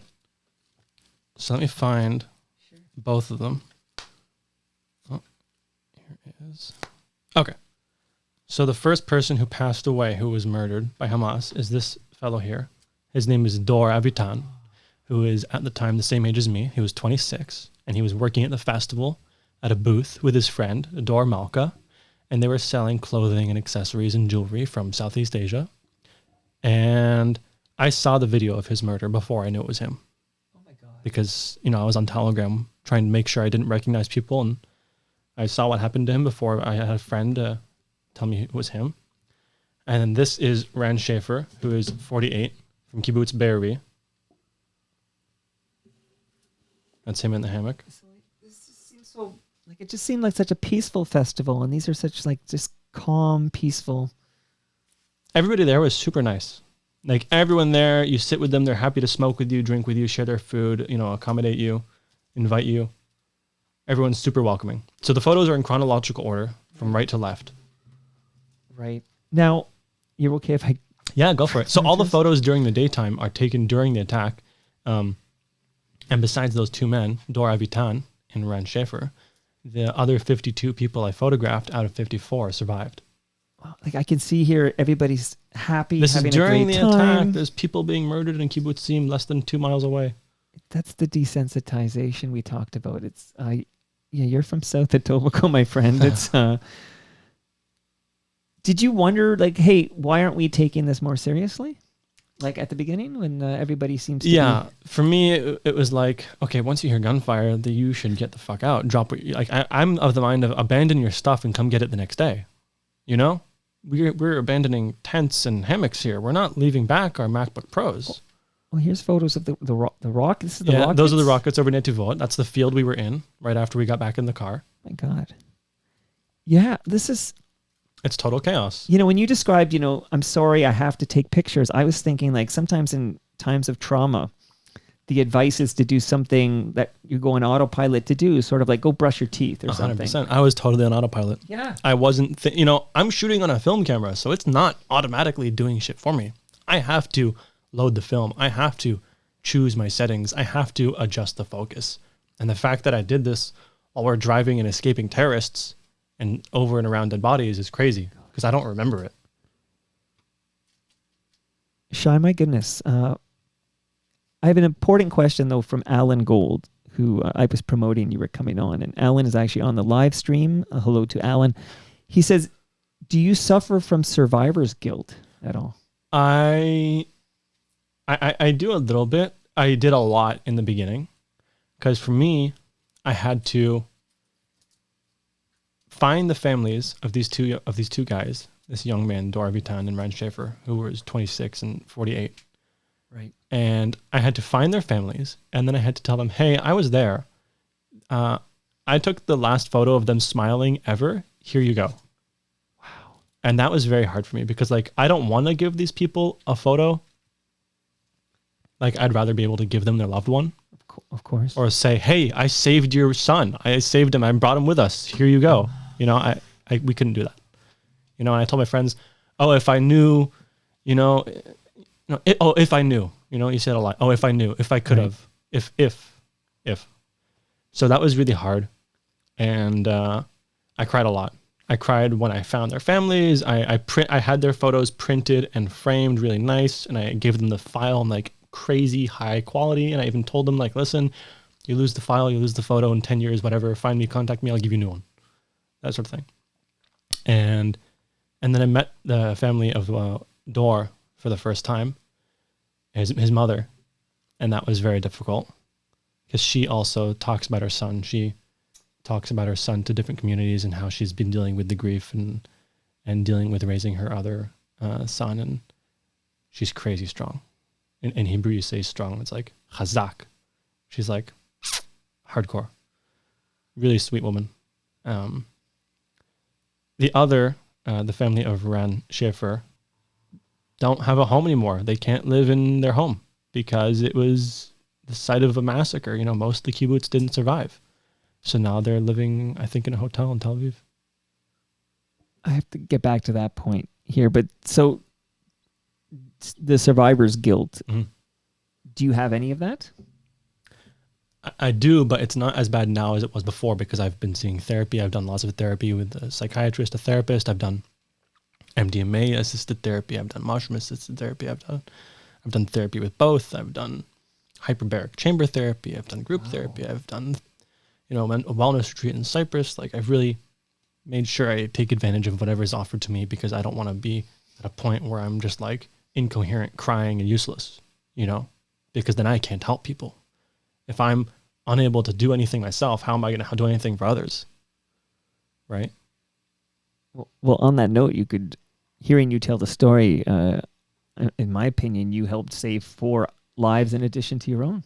Like you're a big reason why the carload of 5 people arrived. I think if it wasn't for me on the ass of all my friends insisting we leave, and if it wasn't for my cousins' quick thinking to turn around and not be standing like an idiot in this field. And that was Mordecai? And get back in this car. If he didn't do that, and if I didn't do what I did, it's totally possible we wouldn't have made it back.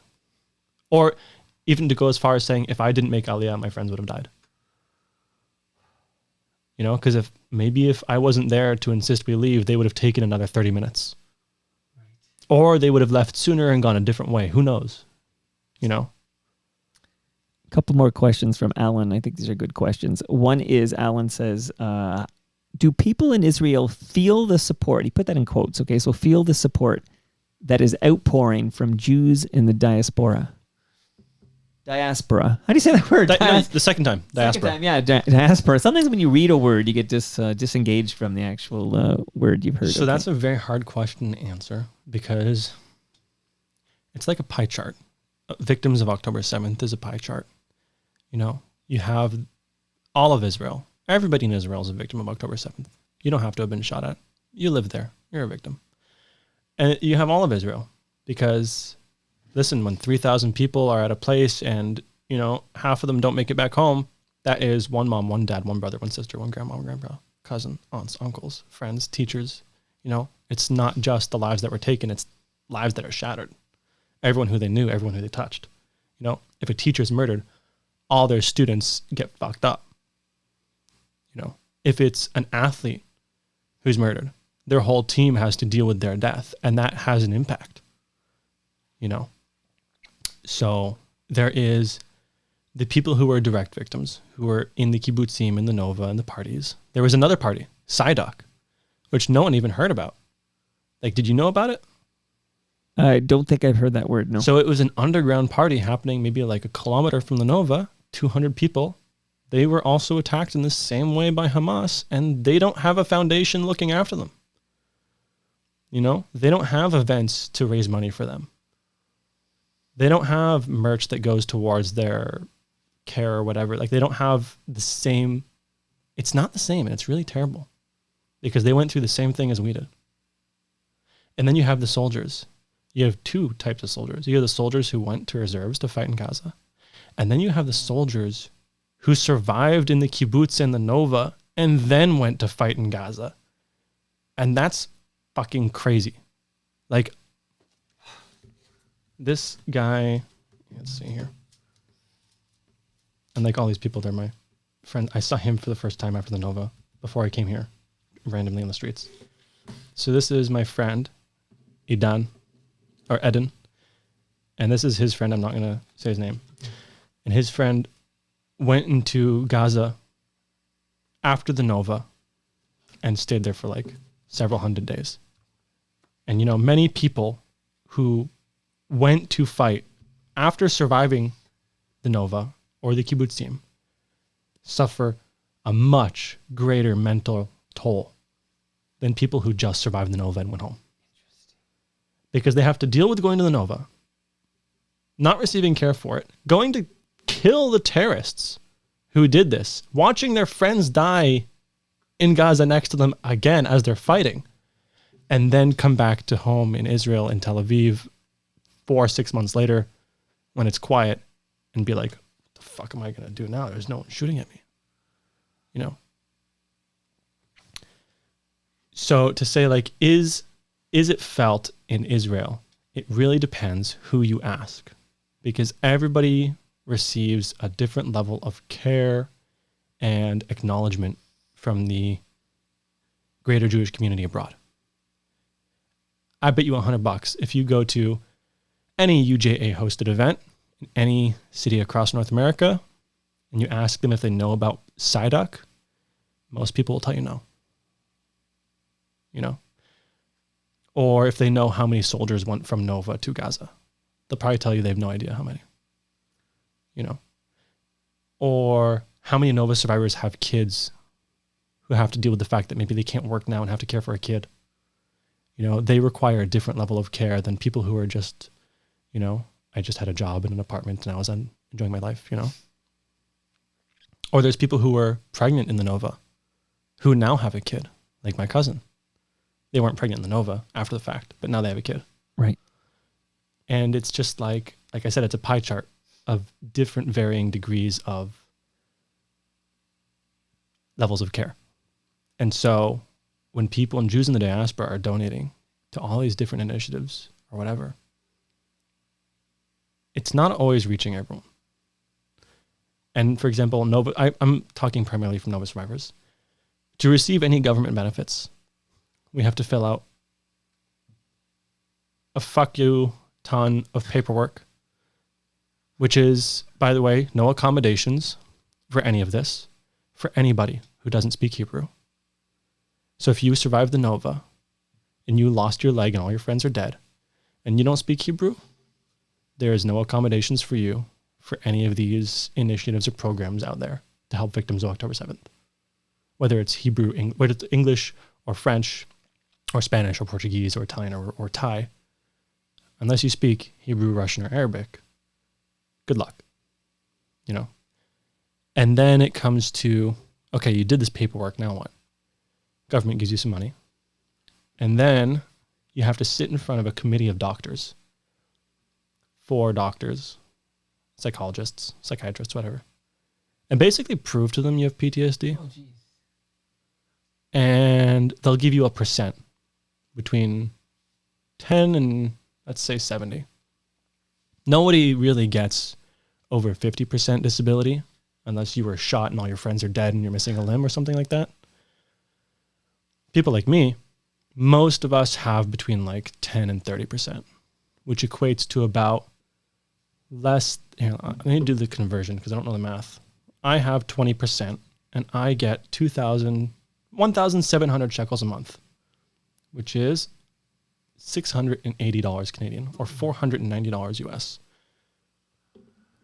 So for me, after I moved to Israel, like I said, I didn't speak Hebrew.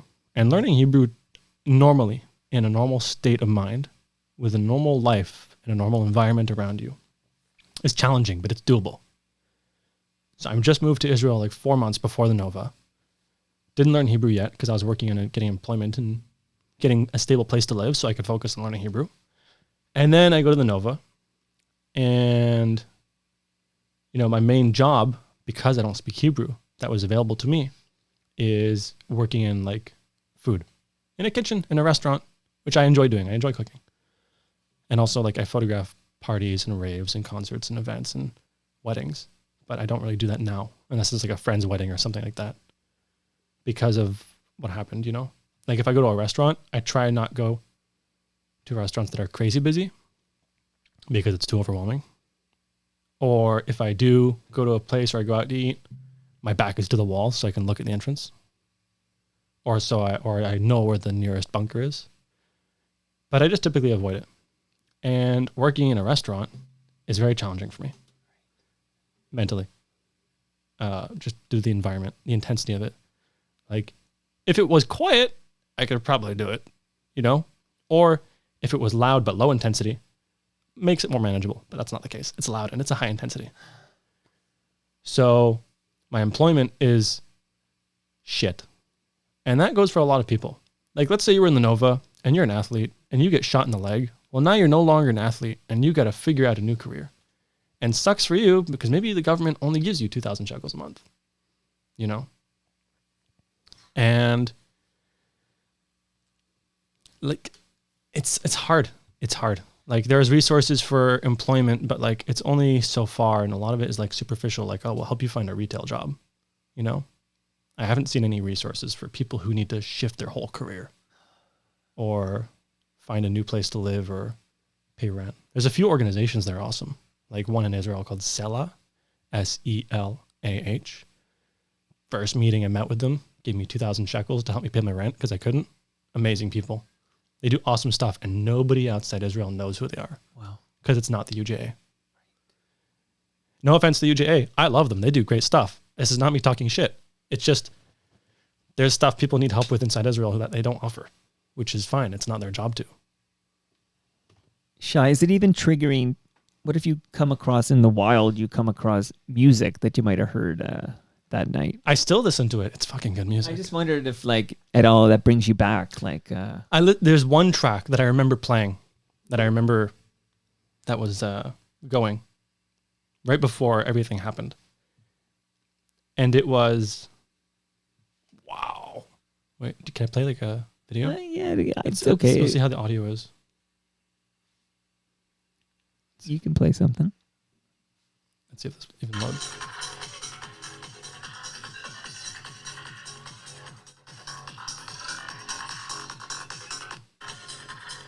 That sticks in my head, and I really enjoy listening to it.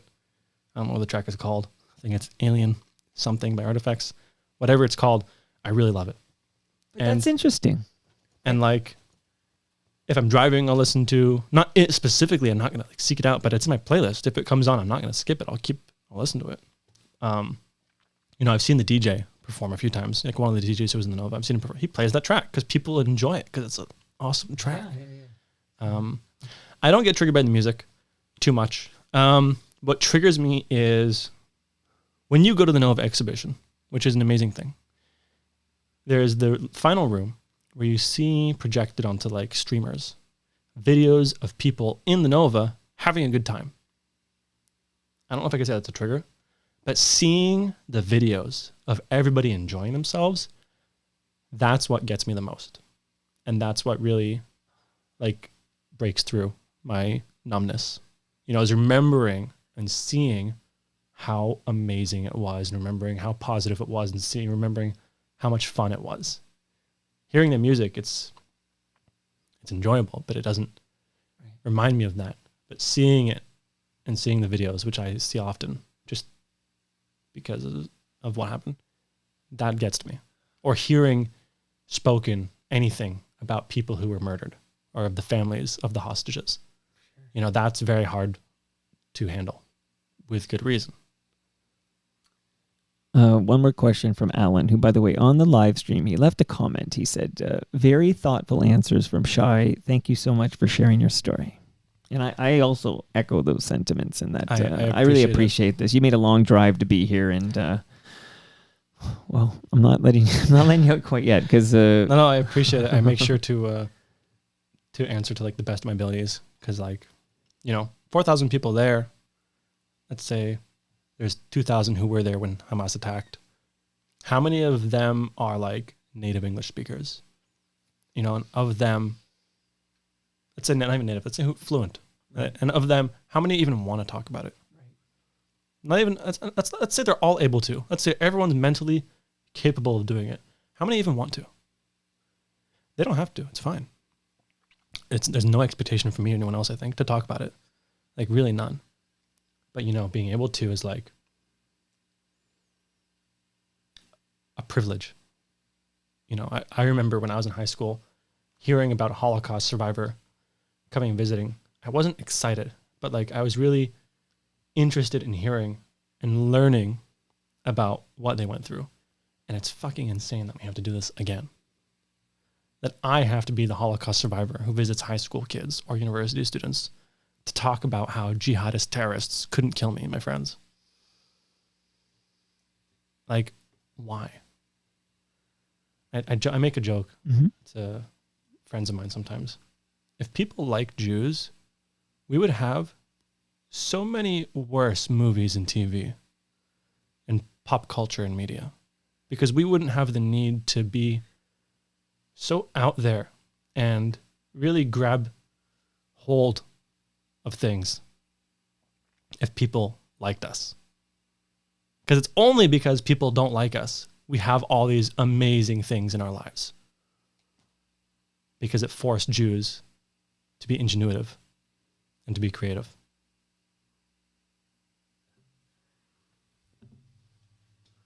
Last question from Alan, and then I have a couple of my own. But Alan asks, what are your thoughts on the anti-Israel protests throughout the world since October 7th? Fuck, I love them. I love watching stupid people tell the world they're stupid, or ignorant people share with the world that they don't know what the fuck they're talking about. Like, it's fine to not like the Israeli government. I don't know if any of these people have met an Israeli, but like, most Israelis don't like the government. I don't know if you know this. For like the next week, every day, there's 100,000 people protests in Tel Aviv against the government and against the war. Because everybody's just sick of it. Hundreds of thousands of people. Now, I know Americans aren't too used to getting out there and fighting for their rights in a way that doesn't end with cars burning on the streets. But in Israel and a lot of other parts of the world, it's pretty common. Like, yeah, I'll go in the aisle and they'll burn a sofa or a garbage can. But these protests are different. You go there and you'll see people from the right and from the left and the ultra-Orthodox and the secular all in the same protesting.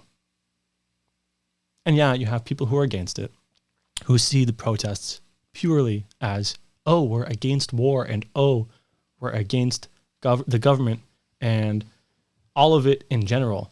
And that's not the case. You know, a lot of these protests are because the people don't believe the government is doing the best they can in regards to prioritizing the hostages. My own personal belief, I'm going to get a little political here. My own personal belief is we only have all these nations globally saying they'll recognize a Palestinian state, which, by the way, for me, is inevitable. In reality, it's inevitable. It'll happen no matter what. It's just the timing of things. Only because Bibi and his government are conducting the war the way they've been conducting it, do we have nations like Canada and France recognizing a Palestinian state. If they went about conducting the war in a different way, or even attempted to have a more fully encompassing deal in the beginning to end things, maybe we wouldn't have Canada saying we'll recognize a Palestinian state. Because now what's happening, Hamas sees how Bibi's conducting the war. And then they see the world, where it's now hundreds of nations. It's not just Canada, it's hundreds of nations, over 100 countries, recognizing a Palestinian state. And they say to themselves, why would we accept a deal? Why would we work with you towards a deal when we can just let you keep doing what you're doing and we'll get a state through waiting patiently? Hamas leaders aren't even in Gaza. They don't care. They don't care how many Palestinians die. And like, for them, that's how they secure their investment. You know, how do they make sure they keep getting money? Make sure the Palestinians suffer. Because if the Palestinians don't suffer, then the international community won't keep donating to them and won't keep sending them aid and won't keep funding whatever they're doing, allowing the Hamas leaders to steal this money. Because if the Palestinians did well for themselves, then they wouldn't be able to take advantage of them. Maybe they wouldn't be incentivized to blow themselves up on a bus if they had a wife and kids in a house with a lawn, you know? But because they're like in this perpetual state of suffering, they're always left with like that, oh, we have no choice. We'll kill someone. So my question was going to be, and you've touched on it right there, but how do you, Shye, personally feel about Netanyahu's response? I think he only cares about keeping his coalition alive. They basically said, listen, we're going to move on with the war. If we find the hostages, great. We'll find them. That's great. But that's not our priority. And in my opinion, none of the hostages are even Bibi's voter base. He doesn't give a fuck about people who don't vote for him. And anybody who says otherwise, I think, is mistaken. Like, we've killed an equal amount of hostages as we rescued through military force. We killed 3, we rescued 3. We've gotten out over 100 through deals. I don't know about you, but that math makes sense to me, which one works and which one doesn't. And financially speaking, occupying Gaza City like they want to, it's going to fuck everybody my age from the next 50 years on in Israel. Not to mention the fact that it's going to come with a recession after. And also, to occupy Gaza City would mean less military personnel on other borders with countries that have real militaries. So we will be less secure in some places because of this unnecessary bullshit military force that doesn't need to be in Gaza. Like, be real. We've like obliterated Hamas. They don't even have a cave left to hide in. They cannot do another October 7th for another maybe 60, 70 years unless they get some serious funding and Chinese bulldozers behind them. What happened, but I don't think it'll happen again for a long time, if it, God forbid, does. We don't need to have the whole army there still. As recently as yesterday, there was news that Al Jazeera journalists were targeted by Netanyahu's government because they were believed to be saw that. on side with Hamas. I actually have saved on my phone a document that shows the name of the Al Jazeera journalist on a list of Hamas operatives. And he's like, he was with the Nukhba warriors as a rocketeer or something, you know, and he has selfies with the Hamas leaders, Sinwar and Khania. Like, I know journalists, and I've seen them photographing, you know, Gaddafi and shit. They weren't taking selfies with the guy. They were photographing him from like hundreds of meters away. That's not a journalist. That's a buddy of a terrorist. That's a terrorist. You know, and I've heard from other people who like told me on October 7th, they saw terrorists wearing IDF uniforms, Russian uniforms, American uniforms from Iraq and Afghanistan, Chinese uniforms, like whatever they can get their hands on. And we heard firsthand testimonies from hostages that they were held by journalists and doctors. And these people have nothing to gain by lying about it. It's not like they're going to get paid $5 bajillion for saying that it was a terrorist instead of a doctor, or a doctor terrorist, you know. I know, you know, spouses and people who were formerly hostage, and they're not living it up by talking about this or their experience. You know, I just saw Aviva and Keith Siegel speaking about their captivity, and, you know, it's crazy. And they're not paid for by the government to parrot some opinion. And these people were victims and hostages of Hamas. And you know what? Keith Siegel and Aviva both still believe the only way to get the hostages out is through a comprehensive deal. Because they told us how they would hear the bombing from in their captivity and how they were afraid for their lives. And many of the other hostages the same. Like, we saw the video of that hostage who's all skin and bones and emaciated, very clearly starved, for real. Not like these fat-ass journalists in Gaza who look like they've been eating jachnun every day, but actually starved. And like, he's no longer physically safe as an individual. If, God forbid, his tunnel collapses from a rocket, he can't save himself because he's too physically weak. And it's not like, I don't know. I don't think our government cares.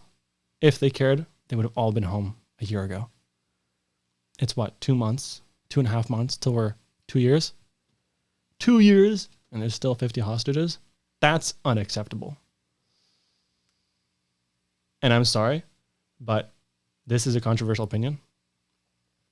If you are a Zionist and you only care about the country and not the people, you're not Zionist.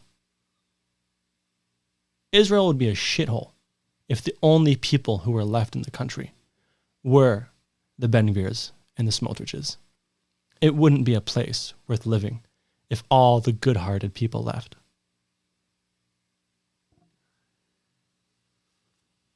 What do you think should become of Gaza? I think it should have nothing to do with Israel. I think some coalition of foreign bodies led by the UAE or some shit should be in charge of it, with Israel as like an advisory member. I don't think Israel should have any hand in actually what goes on or say, or if they do have say, it should be like with an asterisk. I think it should be led by like, I don't know, the US, UAE, Saudi Arabia, the UK, France. I don't know. Should not have anything to do with Israel. This conversation, and again, I'm so appreciative you not only took the time to visit, it was a long drive for you, but how open and honest you are about your story, like sharing your story. So I really, really appreciate this, and I thank you for sharing this story here. But I've had even earlier today, I was recording something with my my friend Avi Federgreen, and we were chatting about all of this. And what I think is important, because my final question for you, it still will be, and I'll ask you right now, but since October 7th, have you noticed any increase in anti-Semitism? Because this is how I want to leave it. But on our way there, this conversation where some idiots seem to equate Judaism with Israeli, When I have long talked on this program about conversations I had with my dear friend Ralph Ben-Mergui, I produce his show, which is called Not That Kind of Rabbi, and how much he despises Netanyahu and the policies of his administration, Israeli. And Ralph, of course, a proud Jewish person, and these are not equal. You're here now. Have you experienced an uptick in anti-Semitism since October 7th? Personally, like towards me, no. Have I witnessed it? Yes. Like towards others, for sure. I have seen many protests. Like I purposefully seek out to attend pro-Palestine demonstrations because I want to, on one-on-one, talk to these people and understand why. Because genuinely, a lot of them are just misunderstood. You know, many of them have never been to Israel. Many of them don't even have passports. Many of them have never left the country or their city. Never met a Jew. Don't know where the fuck Israel is. Don't know which river. Don't know which sea. Right. And so, you know, I tell them, okay, why don't you like Israel? They say, oh, it's an ethno state. And I show them my ID card, my Teudat Zehut. If you know what a Teudat Zehut is, it's an Israeli ID any citizen has. And on it is Arabic and Hebrew. Ethno states don't accommodate the other who is there. You know, they don't accommodate the people who they're trying to separate, you know? Our bus stops wouldn't be in Hebrew and Arabic if we were trying to be an ethno state. Ireland is more of an ethno state. Japan is more of an ethno state. Korea is more of an ethno state because ethno state is only one ethnicity, you know? You go to Israel, you're going to find Jews, you're going to find Eritreans, you're going to find Haitians, you're going to find Palestinians living in Israel for various reasons. Like, people don't know this. Even now, even up to right now, organizations within and outside Israel and the Israeli government brings out of Gaza people who are considered like at risk, especially the LGBTQ plus community. I just heard about recently a 20-year-old Gazan who got accepted to a school in the US, doesn't like Hamas, doesn't like the war, wanted to get the fuck out of Dodge, and an organization, I'm not going to name or anything, got them out. This is recently, like in the last few months, got them out, helped them get their papers, and now they're now in the US, happily. And this is done by Israelis. This isn't Christians organizing this. This isn't Buddhists organizing this. This isn't, you know, Korean Americans organizing this. This is Jewish Israelis who are helping these Gazans. Even now, you know, Israel Aid was just awarded like over $1 million by the UJA. Israel Aid is like a disaster relief organization. They were awarded over $1 million by the UJA to facilitate aid to the Gazans because they know even if all the Gazans agreed with Hamas, it is not a reason for anybody to suffer unnecessarily. And even if you hate Hamas, you cannot ignore the fact that there is unnecessary suffering in Gaza. With eyes, you see it. It doesn't matter that people aren't skin and bones like our hostages. One person starving is still a person starving. People suffering is people suffering. The people in Ukraine are suffering at the hands of Russia, just like Israel was suffering at the hands of Hamas on October 7th. What Hamas did on October 7th is what Russia has been successfully doing to Ukraine for what, 5 years now? Is that how long it's been? So Hamas attempted to do what Russia successfully did. Hamas failed. And now they're facing the repercussions of their actions. And their people are suffering for it. But the difference between Hamas and the people of Gaza is the people of Gaza are not Hamas. Even hypothetically, if 99.9% of them supported Hamas, they're not Hamas. Even if 7,000 civilians did cross into Israel on October 7th to loot and steal, there's 2.1 million people in Gaza. It's not the whole population. And you can care about people suffering and still support bringing the hostages back and support the war effort to secure Israel. Whatever. You can agree with all these things and still say, I don't want to see people suffer. End. They're not mutually exclusive. Doesn't mean I hate Israel. It doesn't mean I'm anti-Zionist. Doesn't mean I'm pro-Palestinian. It means I give a fuck about people. End of story. When we scheduled this visit, well, we scheduled it for Friday, and then you had a very good excuse to push it to Monday. And again, glad you're here. You said you had just come back from DC. So can you give us a sense of like, where can, like, for example, can we see these photos and these videos that you took online? Yeah. Like, tell us where we could see this. Well, DC was amazing. I spoke at Tell us what you were doing in DC I was too. in DC speaking at a conference to about 700 students from across the United States, Jewish young leaders in university from Columbia, NYU, Hofstra, Ithaca, Cornell, and UCLA, everything, everywhere. Really amazing kids. Like I say kids, but like they're like 5-6 years younger than me. Kids. So I shared my experience about the Nova for a little bit to them and got to engage with the students. And there was a protest outside the hotel, actually, some pro-Pallies. And it was really silly. It was like two old people and this young hippie, and they had a little baby microphone. And I told them, if you cared, you would have bought a bigger microphone to get your message across, because nobody can hear you.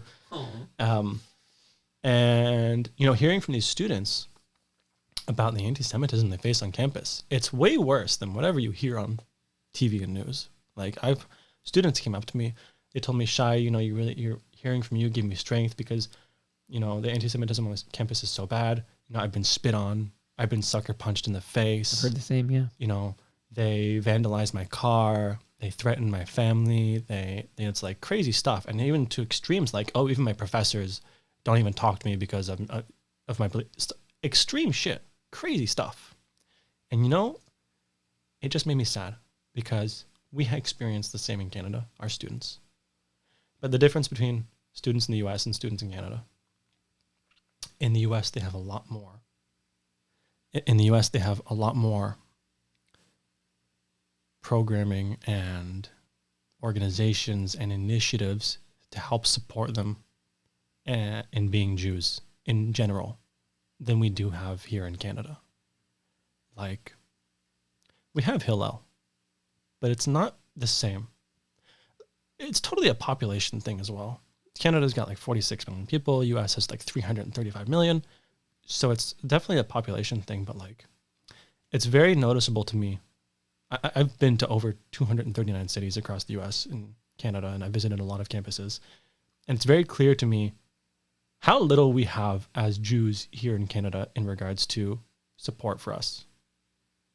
You know, if you look at the UJA, no offense to the UJA again, if you look at the UJA in LA and New York, and then in Toronto, or even more so, Vancouver, if they even exist in Vancouver, it's night and day difference. It's like a bear and a raccoon.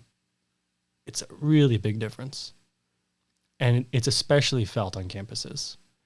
You should see the Hillel they have in South Florida. It's like a whole building. It's not a room out of the way with one working light like you have in York University or whatever it is. They have a whole building with a movie theater and fucking every gaming console and different programming for their students and, you know, weekly Shabbat dinners and like a lot.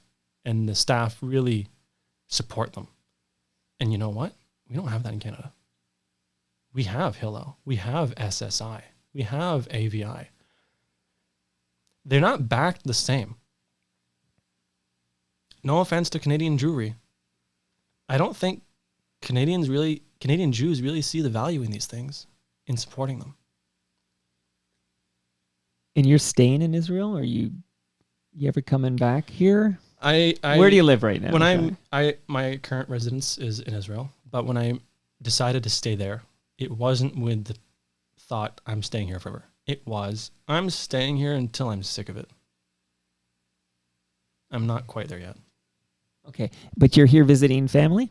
Yeah, I'm here visiting my mom, my brother, my father, my dogs, some friends, my cousin Joel. I just saw him actually last week. Okay, good. Before we went to Caravana, me and my mom. He's got yurts, you know. Like he's got. Yeah, you he can go to showed Quebec. me. Like, I also didn't know he was 40. See, maybe I'm wrong. In my head, he was like 30, 35. You know, maybe I'm aging him. I should be careful. I just look at him and I think, oh, there's a guy 10 years younger than me. That's how I see him. Yeah. But he's got yurts. Yeah, so in like rural Quebec. it's really cool. It's really nice. Yeah. I told him I want to go because I feel like I need it. Well, I'll But, join you there, man. I'll join you there.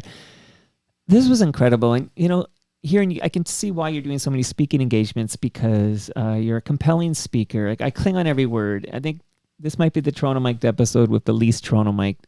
And I think I'm that's so sorry for talking over you. I feel no, like nobody- I really... nobody tuned in to hear my story. I am actually a curious cat who wanted to hear about what it was like to be there that horrific day and what it's like today. And I think you painted a brilliant portrait, and I feel like I understand things better now. There is initials you were using as if we should all know what these initials mean, and I wasn't sure, but UJA, am I right? Yeah. Or what does that mean exactly? Oh, it's like the Jewish Federation. Yeah, I guess I should know that. I don't know. I just think if I don't know, maybe someone else listening. Unless I'm wrong, doesn't because know. all these Jewish orgs have the same acronyms, because you can only make so many acronyms with Israel and Jewish and Canada and America and variations of that. One last thing on the way out, though, is can you tell us where, like, what website yeah. to go to take in your photos and video and everything? For sure. So 2 things. You can view everything on my Instagram, which is just my name, Shye Klein, SHYEKLEIN. And if you add .com, that's my website, which has all my photos. And soon on my Instagram, I'm actually working on a project.